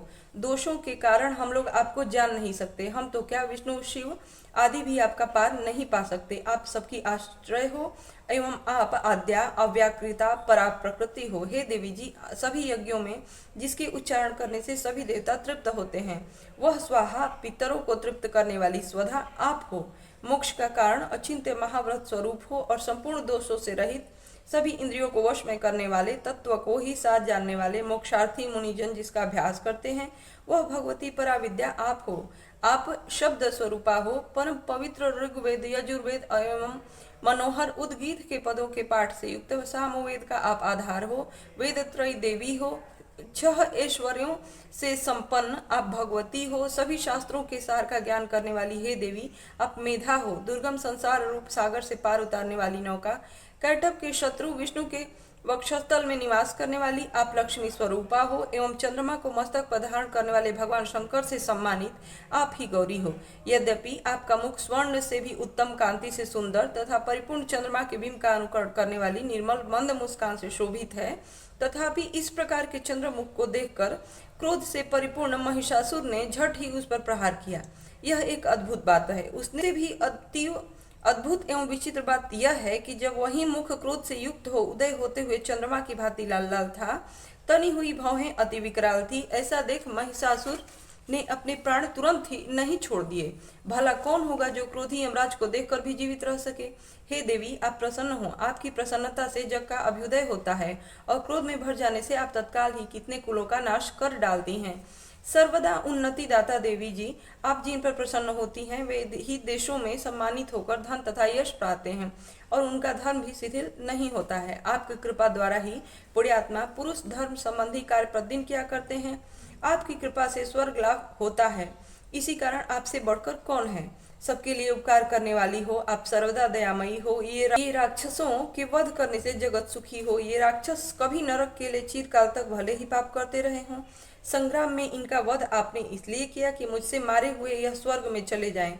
यही मन में रखकर हे देवी आपने असुरों को केवल देखने मात्र से ही भस्म नहीं कर शत्रुओं पर शस्त्रों का प्रहार क्यों कर दिया। इसका भी कारण होकर वह उत्तम लोक में मरकर पहुंचे। इस प्रकार आपके विचार अति उत्तम है। आपका शील स्वभाव दुराचारियों के दुष्ट स्वभाव को निवृत्त करने वाला है और आपका रूप अचिंत्य है। उसकी अन्य किसी के साथ तुलना नहीं हो सकती। आपका पराक्रम तो देवताओं के पराक्रम को नाश करने वाले दैत्यों को नाश करने वाला है। इस प्रकार आप शत्रुओं पर भी दया किया करती हो। आपके पराक्रम की तुलना हे देवी किसके साथ हो सकती है। और आपके रूप भी तो परम मनोहर है, परंतु शत्रुओं के लिए भयदायक हैं। हृदय में कृपा एवं युद्ध में निष्ठुरता त्रिलोक भर में केवल आप में ही दिखाई देती है। हे देवी, शत्रुओं का नाश करके इस सारी त्रिलोकी की आपने रक्षा की। संग्राम भूमि में उन दैत्यों का विनाश करके उन्हें स्वर्ग में पहुंचा दिया और हमारा भय भी दूर कर दिया, जो कि हमें उन्मत्त दानव डराया करते थे। हे माता, आपको नमस्कार रहे। हे देवी, शूल से हमारी रक्षा करें। हे अंबिके, खड्ग द्वारा हमारी रक्षा करें एवं घंटा के शब्द तथा धनुष की टंकार से भी हमारी रक्षा करें। हे चंडिके, पूर्व पश्चिम दक्षिण दिशा में भी हमारी रक्षा करें। अपना त्रिशूल घुमा घुमा कर उत्तर में हमारी रक्षा करें। ऋषि बोले, हे इस प्रकार देवी की देवताओं ने स्तुति की। नंदन वन में उत्पन्न हुए फूलों तथा गंध चंदन आदि से जगत के माता की पूजा की। सभी देवताओं ने भक्ति पूर्वक दिव्य धूपों द्वारा देवी की अर्चना की। तब देवी प्रसन्न मुख होकर उन देवताओं से बोली, हे सभी देवताओं, अपनी अभिलाषा के अनुसार आप सब हमसे वर मांगे। देवता बोले, हे भगवती, आपने तो हमारी सभी कामनाएं पूर्ण कर दी, कुछ भी बाकी नहीं। हमारे इस महिषासुर शत्रु का आपने वध किया, फिर भी यदि प्रसन्नता पूर्वक हमें वर देना चाहती हैं तो हे माँ, यह वर दीजिए कि जब भी हम आपका स्मरण करें तब हमारी बड़ी बड़ी आपत्तियों को आप दूर करें। हे प्रसन्न मुख वाली मातेश्वरी, जो भी मनुष्य इन स्तुतियों का स्मरण करे, आपका गान करे, उसे वित्त रिद्धि विभव दीजिए। हे माँ, हम पर सदा प्रसन्न रहिए। ऋषि बोले, हे राजन, जब देवताओं ने अपने तथा जगत के कारण के लिए इस प्रकार वर मांगा तब उन्हें तथास्तु कहकर भद्रकाली अंतर्धान हो गई। हे राजन, पूर्व काल में तीनों लोकों का हित चाहने वाली देवी का देवताओं के शरीर से जैसा प्राकट्य हुआ वह सारी कथा मैंने कह सुनाई। इस प्रकार चौथा अध्याय समाप्त होता है और हम पांचवा अध्याय शुरू करते हैं। ठीक है। ऋषि बोले, प्राचीन समय में शुंभ निशुंभ दोनों असुरों ने बल के मद में आके इंद्र का, त्रिलोकी का राज्य और यज्ञों के भाग छीन लिए। उन्हीं दोनों ने सूर्य, चंद्रमा, कुबेर और वरुण पर अधिकार पा लिया। वायु एवं अग्नि का काम भी वे ही करने लगे। देवताओं को तो अपमानित, पराजित एवं राज्य भ्रष्ट करके स्वर्ग से निकाल दिया। जिनके अधिकार उन दो असुरों ने छीन लिए थे, सभी पराजित देवता अपराजिता देवी का स्मरण करने लगे। उस देवी का तो हमें वर दिया हुआ है कि आपत्ति काल में मेरा स्मरण करने पर तुम्हारे महान संकट तत्क्षण में दूर कर दूंगी।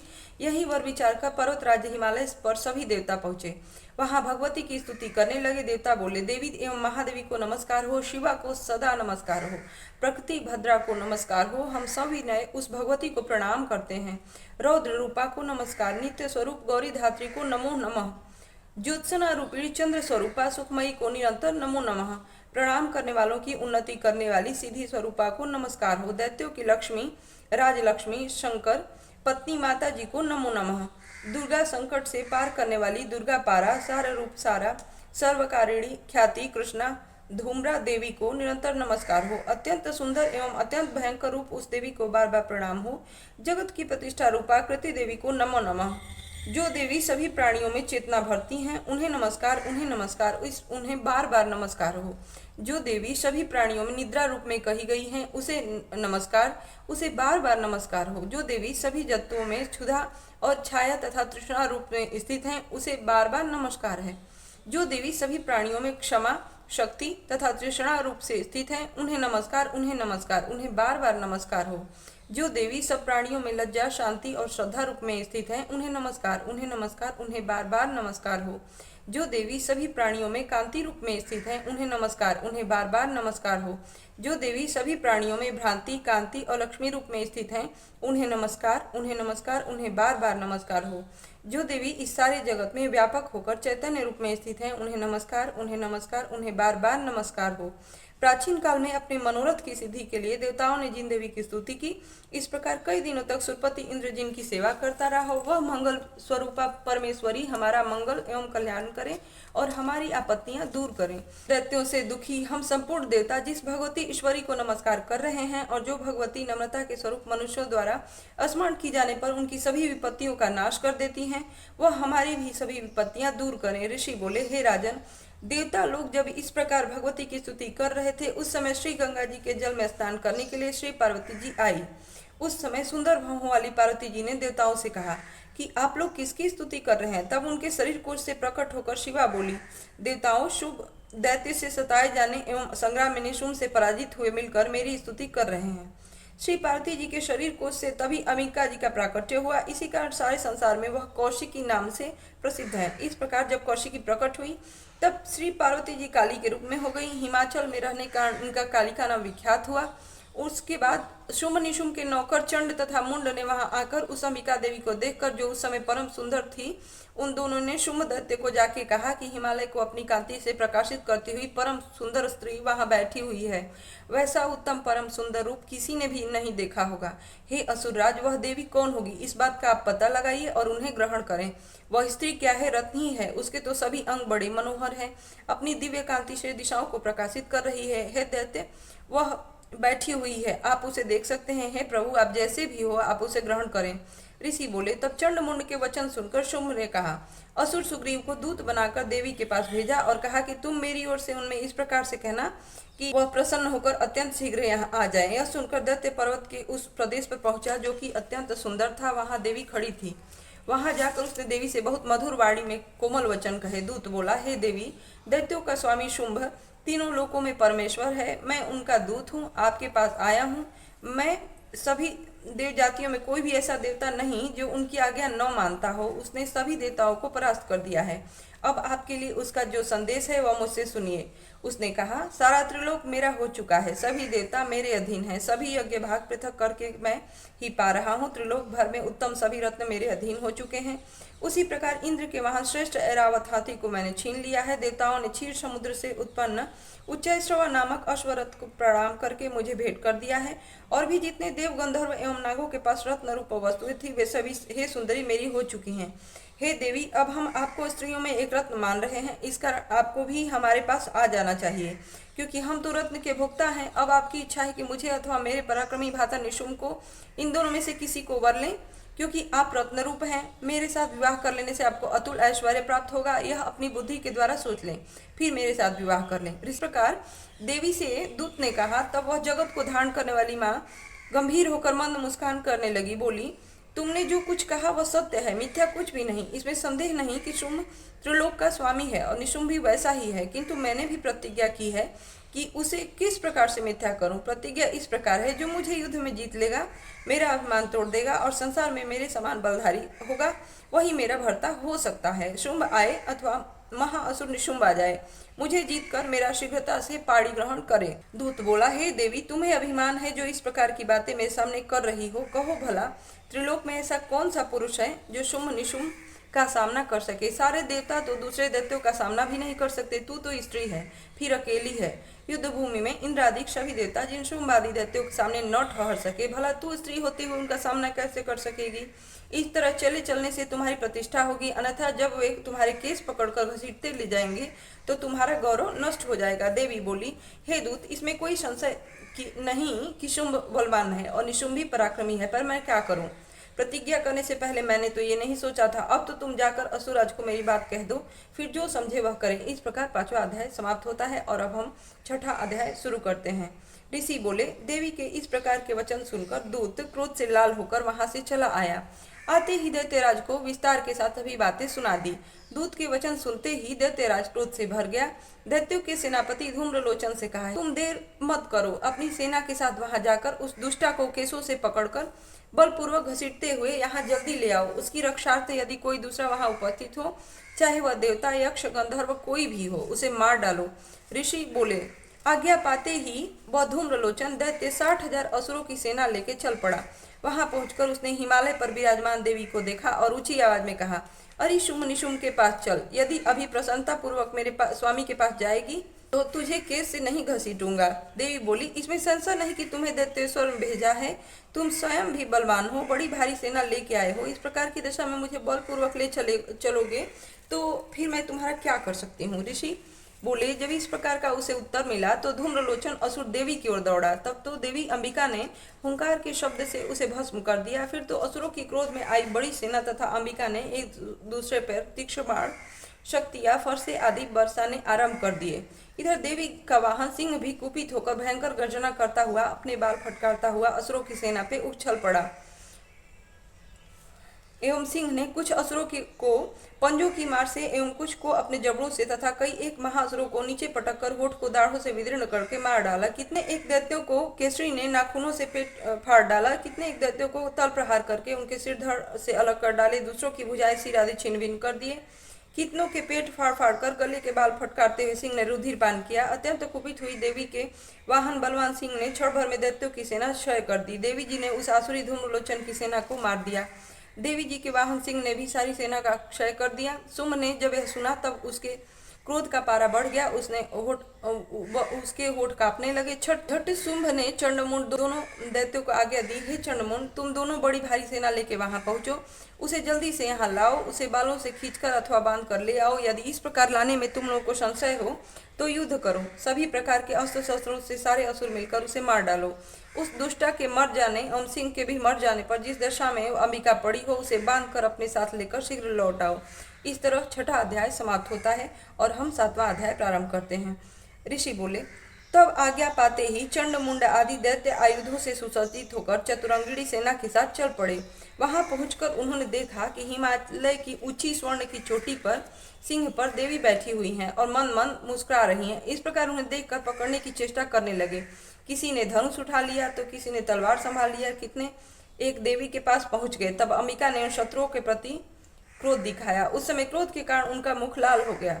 देवी के माथे पर कुटिल भौहें तन गई। तब तो भयानक मुख वाली काली मां ने तलवार तथा पास लिया और प्रकट हो गई। उस समय विचित्र खड्गवान धारण किया हुआ था। नरमुंड की माला शोभित थी। चिते के चर्म की साड़ी पहनी थी। शरीर का मांस सूखा दिखाई देता था और अत्यंत भयानक रूप था। मुख को विस्तार से खोल रखा था। लपलपाती हुई जीभ और भी भयानक थी। धसी हुई लाल लाल आंखें थी। गर्जन से सभी दिशाओं को भर दिया था। तब तो बड़े वेग से दैत्य सेना पर टूट पड़ी। बड़े बड़े असुरों को मारती हुई उनका भक्षण करने लगी। उन पर सर्व रक्षकों को, अंकुशधारियों को, महावत तथा योद्धाओं को, घंटों के साथ कितने हाथियों को एक ही हाथ से पकड़कर मुंह में डालने लगी। वैसे ही घोड़ों के साथ रथों को एवं सारथियों को भी मुंह में डाल डालकर अत्यंत भयानक रूप से दांतों से उन्हें चबाती जाती। किसी के केस पकड़ लेती तो किसी की गर्दन दबा डालती, किसी को पैरों से दबोच देती, किसी को छाती से धकेलकर मार गिराती। असुरों के द्वारा छोड़े हुए अस्त्र शस्त्रों को मुंह से पकड़ती और दांतों से पीस देती। काली जी ने इस प्रकार बलवान दुरात्मा असुरों की वह सेना कुचल डाली, भक्षण कर डाला। कितने एक असुरों को मार पीट दिया। उस देवी को कुछ तो तलवार से काट गिराया, कुछ एक खटवांग से पीट दिए गए और कुछ एक दांतों से कुचल दिए गए। क्षण भर में असुरों की वह सेना नष्ट हो गई। यह देख चंड उस भयानक काली की ओर दौड़ा। इधर महाअसुर मुंड ने भी महाभयानक बाणों की वर्षा की एवं सहस्त्रों अस्त्र चलाए हुए चक्रों द्वारा उस भयानक आंखों वाली देवी को ढक दिया। वे अनेकों चक्र देवी के मुख में प्रवेश करते हुए इस प्रकार दिखाई देने लगे जैसे बहुत से सूर्य बीम बादलों के पेट में समाते जा रहे हों। भयानक मुख के भीतर जिनका देख सकना भी कठिन था, ऐसे दांतों के प्रकाश से दमकती हुई अत्यंत क्रोध में आकर भयानक गर्जना करती हुई वह काली भी अट्टहास करने लगी। हूं करती हुई बहुत बड़ी तलवार लिए देवी चंड पर कूद पड़ी। उसके बालों को पकड़कर उसी तलवार से झट चंड का सिर अलग कर दिया। तब चंड को इस प्रकार मारा कि मुंड देवी की ओर दौड़ा।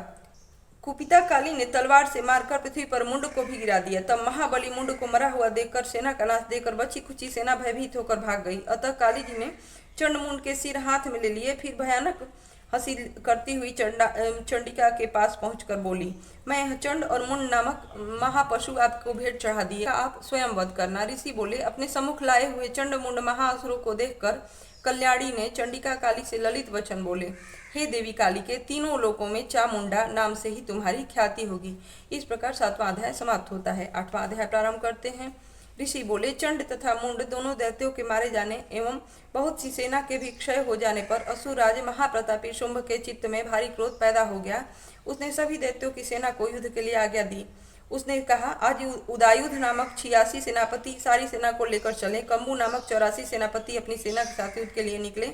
मेरी आज्ञा से 50 करोड़ वीर कुल के असुर तथा 100 धौम्र कुल के सेनापति महासेनाओं के साथ कूच कर दे और फिर मेरी आज्ञा से कालका, मौर्य, दौहर, काल के यह सभी असुर तैयार होकर शीघ्र प्रस्थान करे। भयंकर शासन करने वाले असुर राज शुंभ ने इस प्रकार आज्ञा देकर स्वयं भी बहुत सी सहस्त्रों सेनाओं के साथ प्रस्थान कर दिया। जब चंडिका ने देखा कि इस ओर भयानक सेना के साथ निशुंभ आ रहा है, तब उन्होंने अपने धनुष की टंकार करके पृथ्वी पर आकर के मध्य भाग को गुंजा दिया। हे राजन, उस समय सिंह ने बड़ी भारी गर्जना की। फिर अंबिका ने घंटा बजाकर उस गर्जना को और बढ़ा दिया। उस शब्द को सुनकर दैत्य सेनाओं ने चारों ओर से आकर देवी सिंह और काली के क्रोध से घेर लिया।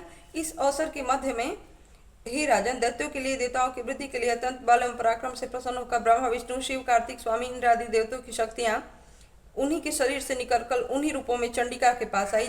जिस देवता का जो स्वरूप जैसे भूषण तथा वाहन हैं, उन्हीं उन्हीं वस्तुओं से संपन्न होकर उस देवता की शक्ति वही रूप धारण कर दैत्यों के साथ युद्ध करने आ गई। ब्रह्मा जी की शक्ति, जिसे ब्रह्माणी कहा जाता है, वह हंसों से जुते हुए विमान पर आरूढ़ थी। वह अक्षसूत कमंडलों से शोभित थी। सबसे प्रथम उपस्थित हुई माहेश्वरी की शक्ति वृषभ पर विराजमान सुंदर त्रिशूल धारण किए, महासर्पों के कंकड़ धारण किए, मस्तक पर चंद्र रेखा सुशोभित थी, वह माहेश्वरी शक्ति आई। कार्तिक स्वामी की शक्ति हाथ में शक्ति लिए मोर पर आरूढ़ गुह रूपिणी कौमारी अंबिका शक्ति दैत्यों से युद्ध करने आई। वैसे ही विष्णु की शक्ति गरुड़ पर सवार होकर शंख चक्र गदा सारंग एवं शंख हाथ में लिए वैष्णवी शक्ति आ पहुंची। यज्ञ बारह का विचित्र रूप धारण करने वाले विष्णु की बारह शक्ति वैसे ही शरीर धारण करके वहां आई। नरसिंह जी के समान शरीर को धारण किए, गर्दन के बालों को फटकारने से आकाश के तारों को बिखेरती नरसिंह शक्ति वहीं आ पहुंची। इंद्र की शक्ति, इंद्र के समान रूप वाले 1000 नेत्र धारण किए हुए वज्र हाथ में लेकर ऐरावत गजराज पे आरूढ़ होकर वहां आ गई। तब उन देव शक्तियों से घिरे हुए शंकर जी ने चंडिका से कहा, मेरी प्रसन्नता के लिए शीघ्र इन असुरों का संहार कीजिए। तब देवी के शरीर से अत्यंत भयानक सैकड़ों गिदड़ियों की भांति हूं करती हुई बड़ी चंडिका शक्ति प्रकट हुई। तब उस अपराजिता देवी ने धुएं जैसी जटा वाले शिव से कहा, भगवान आप दूत बनकर शुंभ निशुंभ के पास जाएं। वहां जाकर उन महाअभिमानी शुंभ निशुंभ दानवों को तथा युद्ध में आए हुए दूसरे दानवों को भी कहें कि हे दानव, यदि तुम जीना चाहते हो त्रिलोक का राज्य इंद्र प्राप्त करें, सभी देवता यज्ञ भाग में पाएं और तुम लोग पाताल में चले जाओ। यदि तुम्हें कुछ पल का अभिमान हो, युद्ध की अभिलाषा हो तो आ जाओ। तुम्हारे मांस से मेरी गिदड़ियां तृप्त हो जाएं। इस दूत रूप में स्वयं शिव को हे देवी जी ने जो नियुक्त किया है, वह शिव शक्ति संसार में शिवदूती नाम से विख्यात हुई। जबकि शिव द्वारा कथित देवी की वचन उन महासुरों ने सुने तो बड़े क्रोध में आ गए और जहाँ कात्यायनी देवी स्थित थी उस ओर बढ़ने लगे। वहां कुपित होकर उन देव शत्रुओं ने बाण, शक्ति, वृष्टि आदि आयुधों से देवी जी पर पहले वर्षा करना आरंभ कर दिया। तब टंकार करके धनुष द्वारा पहने पहने बाण छोड़कर देवी जी ने खेल ही खेल में उनके फेंके हुए बाण, शूल, शक्ति, परशु आदि शस्त्रों को काट डाला। फिर काली जी उनके सामने होकर शत्रुओं को शूल के प्रहारों से चिरती, फाड़ती, खटवांग से कुचलती, मारती, विचरण करने लगी। इधर ब्राह्मणी शक्ति भी जिस ओर दौड़ती उसी ओर अपने कमंडल का जल छिड़क देती, जिससे शत्रुओं का पराक्रम तेज नष्ट होता जा रहा था। माहेश्वरी शक्ति ने त्रिशूल द्वारा, वैष्णवी शक्ति ने चक्र द्वारा, कौमारी शक्ति ने शक्ति द्वारा और उन दैत्यों का क्षय करना आरंभ कर दिया। ऐन्द्री शक्ति के वज्र गिराने से सैकड़ों दैत्य दानव विदीर्ण होकर रुधिर के पनाले बहाते हुए पृथ्वी पर गिरने लगे। वाराही शक्ति ने तो कुछ एक को तुंड प्रहार से मार गिराया, कितने दैत्यों की छातियां अपनी दाढ़ी के अग्रभाग से चीर डाला। वाराह मूर्ति ने चक्र द्वारा बहुत से दैत्य चीर फाड़ डाले। कितने महादैत्यों को नारसिंह शक्ति अपने नाखूनों से विदीर्ण करके खाने लग गई। कितने दैत्य शिवदूती के कठोर अट्टहास से भयभीत होकर पृथ्वी पर गिरते हुए फिर उन्हें वह खाती गई। इस प्रकार वह अत्यंत कुपित होकर अनेकों उपायों द्वारा बड़े बड़े दैत्यों को मारते हुए मातृगण को देखकर दैत्य शत्रुओं के सैनिक भागने लग गए। उन दैत्यों को मातृगण से पीड़ित होकर भागता हुआ देखकर क्रुद्ध हुआ महाअसुर रक्तबीज युद्ध करने के लिए आधम का। रक्तबीज के वज्रमय शरीर से एक भी रुधिर बिंदु जब पृथ्वी पर गिरता तब उसी के समान बलवान दूसरा असुर पैदा हो जाता। उस महाअसुर ने आकर ऐन्द्री शक्ति के साथ युद्ध किया। तब ऐन्द्री शक्ति ने अपने वज्र के द्वारा रक्त बीज की ताड़ना की। वज्र के लगते ही उसके शरीर से बहुत सा रुधिर बहने लगा। रुधिर की एक एक बूंद से बहुत से असुर पैदा हो गए, जिनका रूप पराक्रम रक्त बीज के समान था। जितनी भी रक्त की बूंदें शरीर से गिरी, उनके उतने ही सदृश बलवीर पराक्रमी असुर उत्पन्न हो गए। वे रक्त से उत्पन्न हुए असुर भी अत्यंत भयानक अस्त्र शस्त्रों से सुसज्जित मातृगणों के साथ लड़ने लगे। फिर ऐन्द्री ने वज्र से उनका सिर क्षत विक्षत कर दिया। उससे रुधिर बह उठा। तब पुनः हजारों असुर उस रुधिर से पैदा हो गए। वैष्णवी शक्ति ने चक्र द्वारा उन्हें मारा। ऐन्द्री ने गदा द्वारा असुराज की ताड़ना की। वैष्णवी के चक्र के क्षत होने पर उसके शरीर से जो ही रुधिर स्राव हुआ, उससे हजारों उसी के समान महाअसुर पैदा हो गए, जिनसे संपूर्ण जगत भर गया।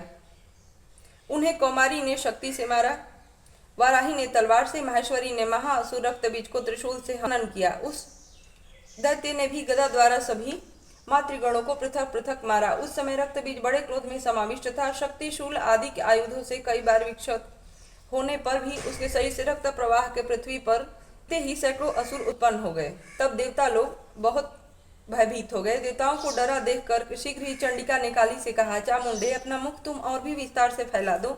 मेरे शस्त्र की मार से गिरते हुए रुधिर बिंदु तथा बिंदुओं से उत्पन्न महादैत्यों को अपने वेगवान मुख द्वारा खाती जाओ। युद्ध भूमि में रुधिर उत्पन्न इन महादैत्यों का भक्षण करती हुई घूमती रहो। इस प्रकार कहकर चंडिका ने रक्त बीज पर त्रिशूल से प्रहार किया। फिर काली ने रक्त बीज का सारा रुधिर मुख से ग्रहण कर लिया। उस दैत्य ने भी चंडिका पर गदा चलाई, किंतु उस गदा घात द्वारा चंडिका को कुछ थोड़ी सी वेदना न हुई। रक्त बीज के शक्त बीजत शरीर से जो बहुत रुधिर गिरने लगा उसे चामुंडा मुख द्वारा पीती गई, और जो रक्तपात से दैत्य उत्पन्न हो गए थे उन्हें भी मुख में डाल गई। इस प्रकार चामुंडा सभी दैत्यों को खा डाली और रक्त बीज का रुधिर भी पी डाला। तलवार, रिष्टि आदि आयुधों से हीन उस महा असुर रक्त बीज को मार दिया। शस्त्र समूहों से आहत होकर वह पृथ्वी पर गिर पड़ा। रुधिर तो उसका चामुंडा ने ही पी लिया था। उसकी मृत्यु होने पर देवता परम प्रसन्न हुए। मातृगण उसके रुधिर पान के मत से उन्मत्त होकर नृत्य करने लगे। ऋषि बोले, हे राजन, रक्त बीज के मर जाने पर शुंभ निशुंभ दैत्यों का क्रोध बढ़ गया। फिर दैत्यों की प्रधान सेना को लेकर निशुंभ युद्ध में दौड़ आया। उसके आगे पीछे दाएं बाएं बड़े बड़े दैत्य थे। वे क्रोध के मारे ओठ काट रहे थे। शुंभ ने भी अपनी सेना के साथ मातृगणों से लड़कर चंडिका को मार डालने की इच्छा से आ गया। दोनों दैत्य बादलों की तरह बाणों की वर्षा करने लगे। अपने बाणों के समूह से चंडिका ने उनके बाण काट दिए। फिर शस्त्र समूह से उन दैत्यों के अंगों पर प्रहार किया। निशुंभ ने तीखी तलवार तथा चमचमाती ढाल उठा ली और देवी के पराक्रमी वाहन सिंह के सिर पर प्रहार किया। अपने वाहन पर इस प्रकार प्रहार होता देख देवी ने क्षुरप्र नामक बाण द्वारा निशुंभ की बड़ी तलवार तथा 8 चंदों वाली ढाल काट दी। तलवार तथा ढाल के कट जाने पर उस दैत्य ने शक्ति चलाई। उसे सामने आता देख चक्र द्वारा उसके 2 टुकड़े कर डाले। तब तो अत्यंत कुपित होकर निशुंभ दानव ने शूल उठा लिया और उसे फेंक दिया। देवी जी ने मुक्के के प्रहार से उसे भी चूर चूर कर दिया। गदा उठाकर फिर भी चंडिका की ओर फेंकी। देवी ने उसको भी त्रिशूल द्वारा काट दिया। वह भस्म हो गई। उसके अनंत दैत्यराज को फरसा उठाया आता देख बाढ़ समूह से प्रहार कर उसे पृथ्वी पर गिरा दिया। उस भयानक पराक्रमी भाई निशुंभ के इस प्रकार धराशायी होने पर शुंभ क्रोध में आग भर गया और अंबिका को मारने के लिए सामने आया। वह रथ पर बैठा हुआ था। उसकी बड़ी बड़ी अनुपम 8 भुजाएं थी। भयंकर शस्त्र शोभायमान थे। उन भुजाओं ओम श्री गणेशाय नमः। जय माता दी। अब हम 9वां अध्याय शुरू करने वाले हैं। राजा ने कहा, हे ऋषिराज, आपने रक्त बीज के वध से संबंध रखने वाला वृत्तांत मुझे सुनाया। अब मैं रक्त बीज के मरने के पश्चात क्रोध में भरे हुए शुंभ व निशुंभ ने जो कर्म किया वह सुनना चाहता हूँ। महर्षि मेधा ने कहा, रक्त बीज के मारे जाने पर शुंभ और निशुंभ दोनों को बड़ा क्रोध आया। अपनी बहुत बड़ी सेना का इस प्रकार संहार होते देखकर निशुंभ देवी पर आक्रमण करने के लिए दौड़ा। उसके साथ बहुत से बड़े बड़े असुर देवी को मारने के लिए दौड़े। महापराक्रमी शुंभ अपनी सेना सहित चंडिका को मारने के लिए बढ़ा। फिर शुंभ और निशुंभ का देवी से घोर युद्ध होने लगा।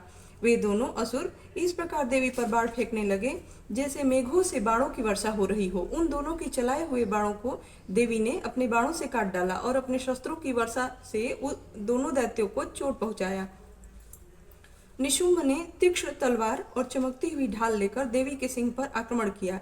अपने वाहन को चोट पहुंचा हुआ देखकर देवी ने अपने क्षुरप्र नामक बाण से निशुंभ की तलवार और ढाल दोनों को काट डाला। तलवार और ढाल कट जाने पर निशुंभ ने देवी पर शक्ति से प्रहार किया। देवी ने अपने चक्र से उसके 2 टुकड़े कर दिए। फिर क्या था, दैत्य मारे क्रोध के जल भून गया और उसने देवी को मारने के लिए उनकी ओर त्रिशूल फेंका, किंतु देवी ने अपने मुक्के से उसको चूर चूर कर डाला। फिर उसने देवी पर गदा से प्रहार किया। देवी ने त्रिशूल से गदा को नष्ट कर डाला। पश्चात वह फरसा हाथ में लेकर देवी की ओर लपका। देवी ने अपने तीखे बाणों से उसे धरती पर सुला दिया। अपने पराक्रमी भाई निशुंभ के इस प्रकार से मरने पर शुंभ क्रोध में भरकर देवी को मारने के लिए दौड़ा। वह रथ में उत्तम अस्त्रों से सुशोभित अपनी 8 बड़ी बड़ी भुजाओं से सारे आकाश को ढके हुए था। शुंभ को आते हुए देखकर देवी ने अपना शंख बजाया और धनुष की टंकार भी की। साथ ही अपने घंटे के शब्द से, जो कि संपूर्ण दैत्य को नष्ट करने वाला था, संपूर्ण दिशाओं को व्यक्त किया। इसके पश्चात देवी के सिंह ने भी अपनी दहाड़ से, जिसे सुन बड़े बड़े बलवानों का मत चूर चूर हो जाता था, आकाश, पृथ्वी और 10 दिशाओं को पूरित कर दिया। फिर आकाश में उछलकर काली ने अपने दांतों तथा हाथों को पृथ्वी पर पटका। उनके ऐसा करने से ऐसा शब्द हुआ जिससे कि उससे पहले के सारे शब्द शांत हो गए। इसके पश्चात शिवदूती ने असुरों के लिए भय उत्पन्न करने वाला अट्टहास किया, जिसे सुनकर सब दैत्य थर्रा उठे। इस पर शुंभ को बड़ा क्रोध आया। फिर अंबिका ने शुंभ से, अरे दुष्ट, खड़ा रह कहा तो आकाश से सभी देवता जय जयकार करने लगे। शुंभ ने वहां आकर ज्वालाओं से युक्त एक अत्यंत भयंकर शक्ति छोड़ी, जिसे आते देखकर देवी अपने महोल्का नामक शक्ति से काट डाली। हे राजन, फिर शुंभ को सिंहनाद से तीनों लोक व्याप्त हो गया और उसकी प्रध्वनि से ऐसा घोर शब्द हुआ कि उसने इससे पहले के शब्दों को जीत लिया। शुंभ के छोड़े बाणों को देवी ने और देवी के छोड़े बाणों को शुंभ ने अपने बाणों से काटकर सैकड़ों और हजार टुकड़ों में परिवर्तित कर दिया। इसके पश्चात जब चंडिका ने क्रोध में भरकर शुंभ को त्रिशूल से मारा तो वह मूर्छित होकर पृथ्वी पर गिर पड़ा। जब उसकी मूर्छा दूर हुई तो वह धनुष लेकर आया और अपने बाणों से उसने देवी काली तथा सिंह को घायल कर दिया। फिर उस राक्षस ने 10,000 भुजाएं धारण करके चक्र आदि अस्त्रों से देवी को आच्छादित कर दिया। तब भगवती दुर्गा ने कुपित होकर अपने बाणों से उन चक्रों तथा बाणों को काट डाला।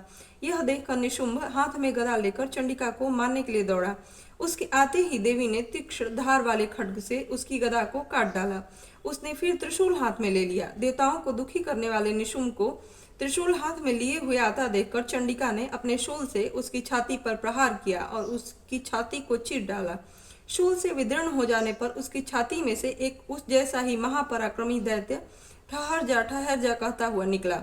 उसको देखकर देवी बड़े जोर से ठहाके लगाई। अभी वह निकलने भी न पाया था कि उसका सिर अपनी तलवार से काट डाला। सिर के कटने के साथ ही वह पृथ्वी पर गिर पड़ा। उसके बाद सिंह भी दहाड़ दहाड़ कर उन असुरों का भक्षण करने लगा और काली शिवदूती भी राक्षसों का रक्त पीने लगी। कौमारी की शक्ति से कितने ही महादैत्य नष्ट हुए। ब्रह्मा जी के कमंडलों के जल से कितने ही असुर समाप्त हो गए। कई दैत्य माहेश्वरी के त्रिशूल से विदीर्ण होकर पृथ्वी पर गिर पड़े और कई वाराही के प्रहारों से छिन्न भिन्न होकर धराशायी हो गए। वैष्णवी ने अपने चक्र से बड़े बड़े महापराक्रमियों को कचुमर निकालकर उन्हें यमलोक भेज दिया और ऐन्द्री से कितने ही महाबली राक्षस टुकड़े टुकड़े हुए। कई दैत्य मारे गए, कई भाग गए, कितनों को काली शिवदूती और सिंह ने भक्षण कर लिए। 9वां अध्याय समाप्त होता है। अब हम 10वां अध्याय शुरू करते हैं। महर्षि मेधा ने कहा, हे राजन, अपने प्यारे भाई को मरा हुआ तथा सेना को नष्ट हुआ देखकर क्रोध में भरकर दैत्यराज शुंभ कहने लगा, दुष्ट दुर्गे, तू अहंकार से गर्व मत कर, क्योंकि तू दूसरों के बल पे लड़ रही है। देवी ने कहा, रे दुष्ट, देख, मैं अकेली ही हूँ। इस संसार में मेरे सिवा दूसरा है कौन? ये सब मेरी शक्तियां हैं। देख, ये सब की सब मुझ में प्रविष्ट हो रही हैं।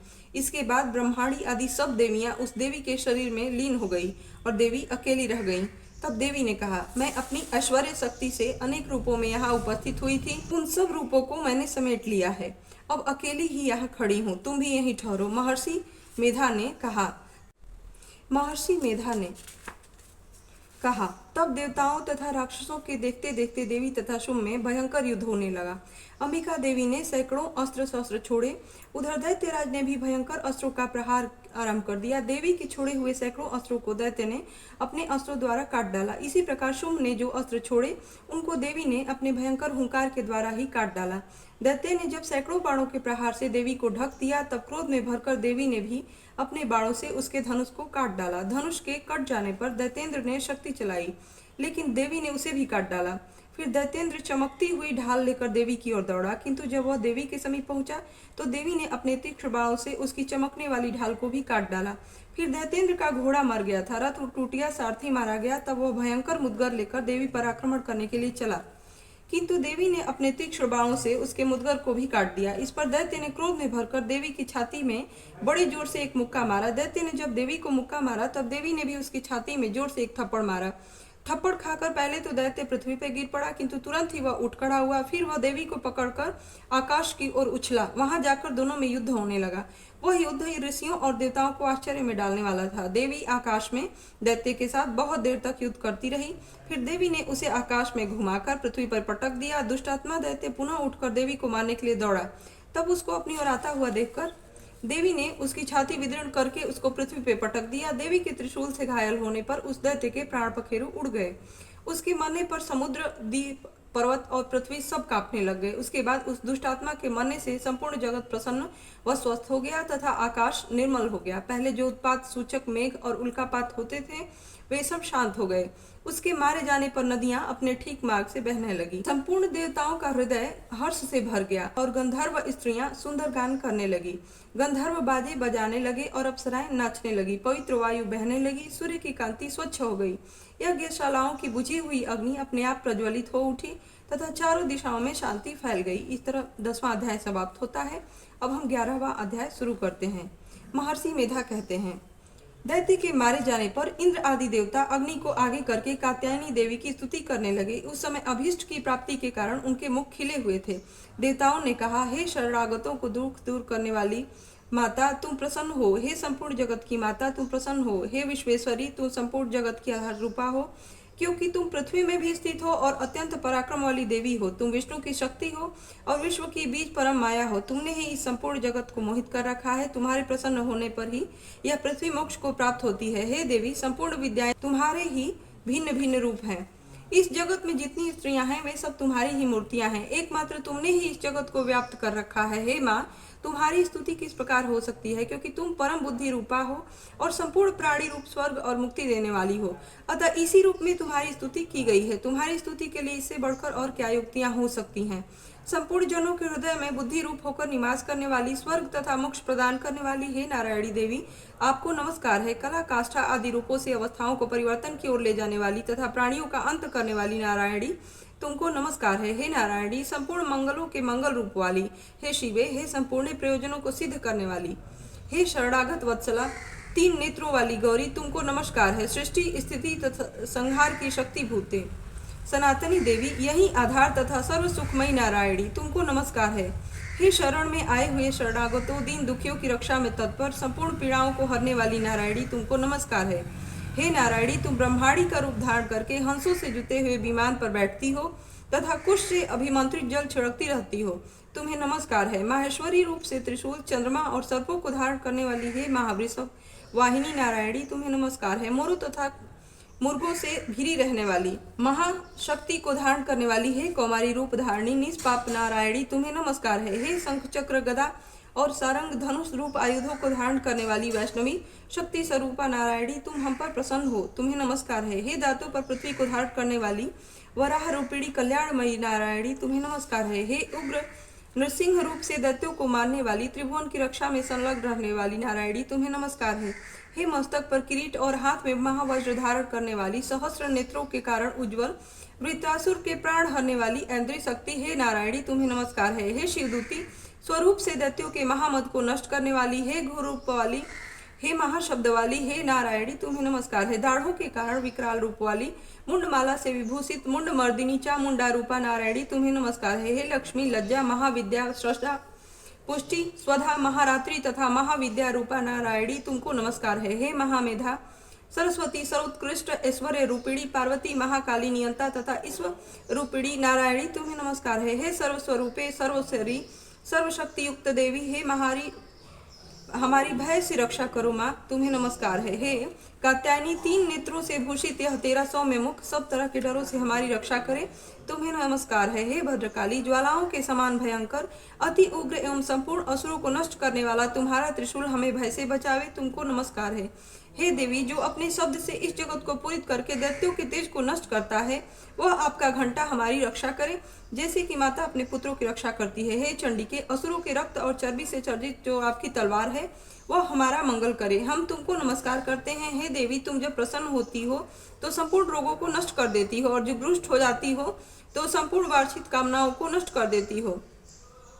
जो मनुष्य तुम्हारी शरण में आते हैं उन पर कभी विपत्ति नहीं आती, बल्कि तुम्हारी शरण में गए हुए मनुष्य दूसरों को आश्रय देने योग्य हो जाते हैं।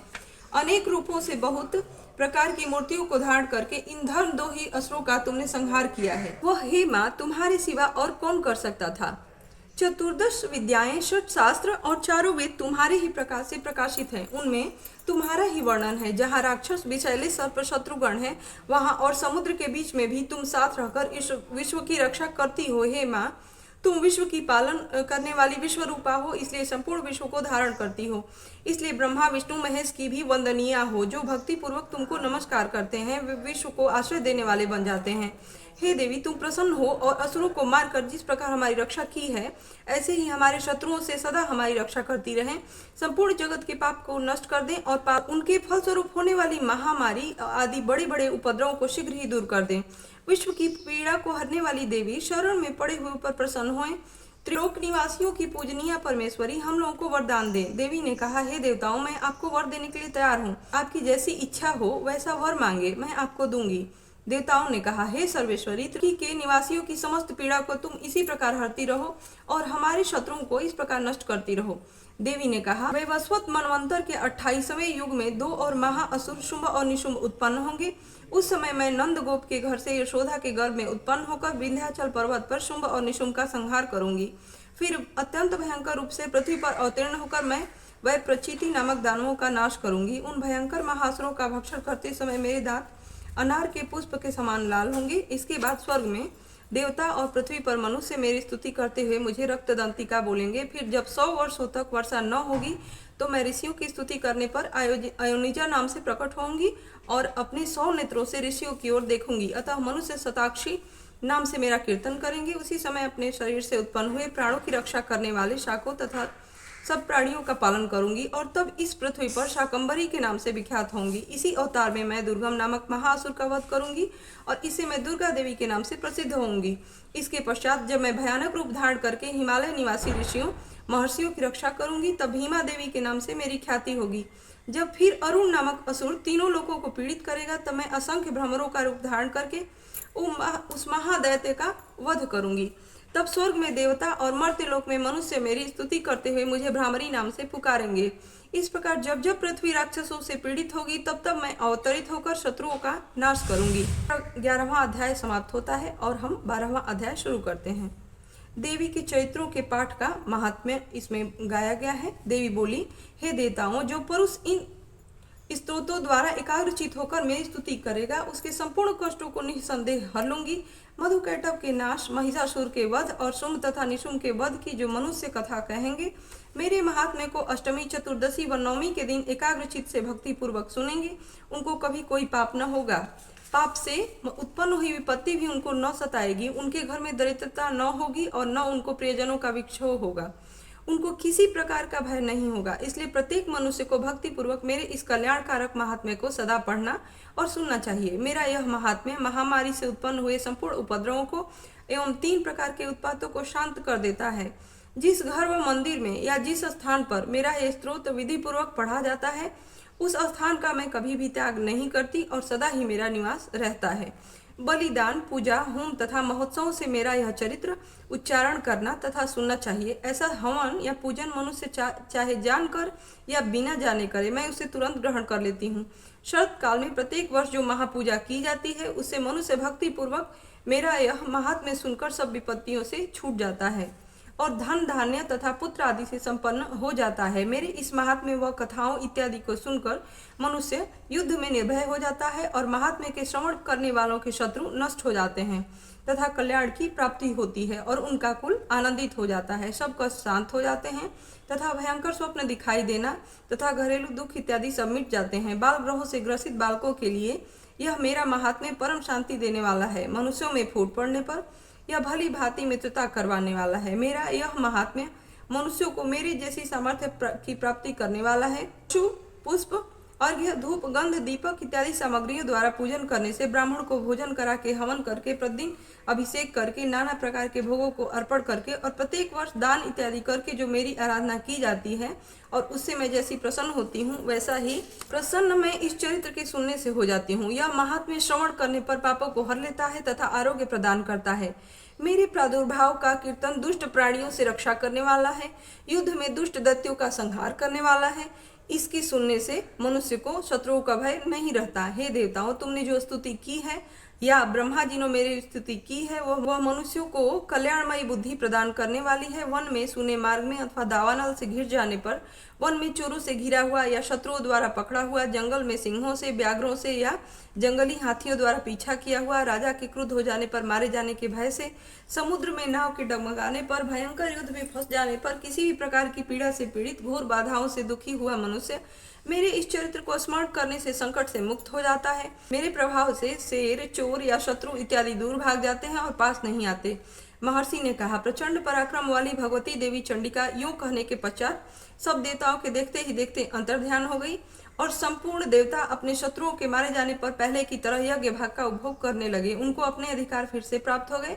युद्ध में देवताओं के शत्रुओं शुंभ व निशुंभ के देवी के हाथों मारे जाने पर बाकी बचे हुए राक्षस पाताल को चले गए। हे राजन, इस प्रकार भगवती अंबिका नित्य होती हुई भी बार बार प्रकट होकर इस जगत का पालन करती हैं, इसको मोहित करती हैं, जन्म देती हैं और प्रार्थना करने पर समृद्धि प्रदान करती हैं।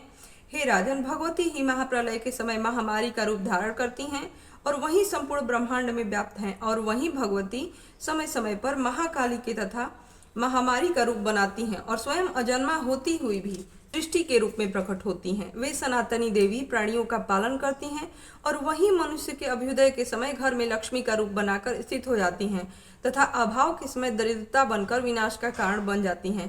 पुष्प, धूप और गंध आदि से पूजन करके उनकी स्तुति करने से वे धन एवं पुत्र देती हैं और धर्म में शुभ बुद्धि प्रदान करती हैं। इस तरह 12वां अध्याय समाप्त होता है और हम 13वां अध्याय प्रारंभ करते हैं। राजा सुरथ और वैश्य को देवी का वरदान, यह वर्णन इसमें किया गया है। महर्षि मेधा ने कहा, हे राजन, इस प्रकार देवी के उत्तम महात्म्य का वर्णन मैंने तुमको सुनाया। जगत को धारण करने वाली इस देवी का ऐसा ही प्रभाव है। वहीं देवी ज्ञान को देने वाली हैं और भगवान विष्णु की इस माया के प्रभाव से तुम और यह वैश्य तथा अन्य विवेकी जन मोहित होते हैं और भविष्य में मोहित होंगे।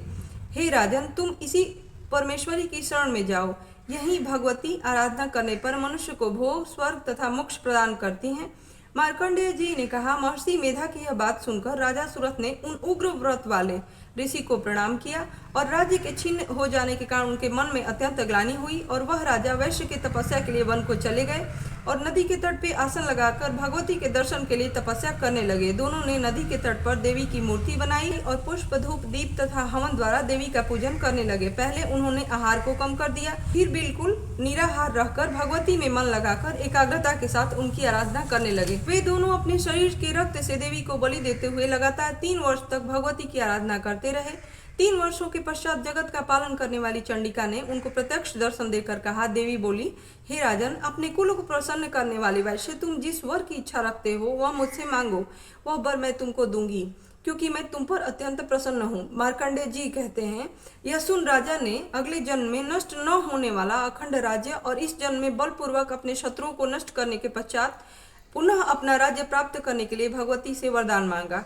और वैश्य ने भी, जिसका चित्त संसार की ओर से विरक्त हो चुका था, अतः भगवती से अपनी ममता तथा अहंकार रूपा शक्ति को नष्ट कर देने वाले ज्ञान को देने के लिए कहा। देवी ने कहा, हे राजन, तुम शीघ्र ही अपने शत्रुओं को मारकर पुनः अपना राज्य प्राप्त कर लोगे। तुम्हारा राज्य स्थिर रहने वाला होगा। फिर मृत्यु के पश्चात तुम सूर्यदेव के अंश से जन्म लेकर सावर्णिक मनु के नाम से इस पृथ्वी पर ख्याति को प्राप्त करोगे।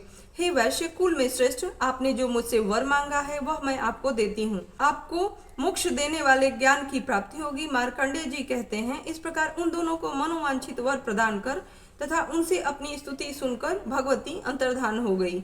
और इस प्रकार क्षत्रियों में श्रेष्ठ वह राजा सुरथ भगवान सूर्यदेव से जन्म लेकर इस प्रकार पृथ्वी पर सावर्णिक मनु के नाम से विख्यात हुए। इस तरह 13वां अध्याय समाप्त होता है और अब हम लोग आरती करेंगे।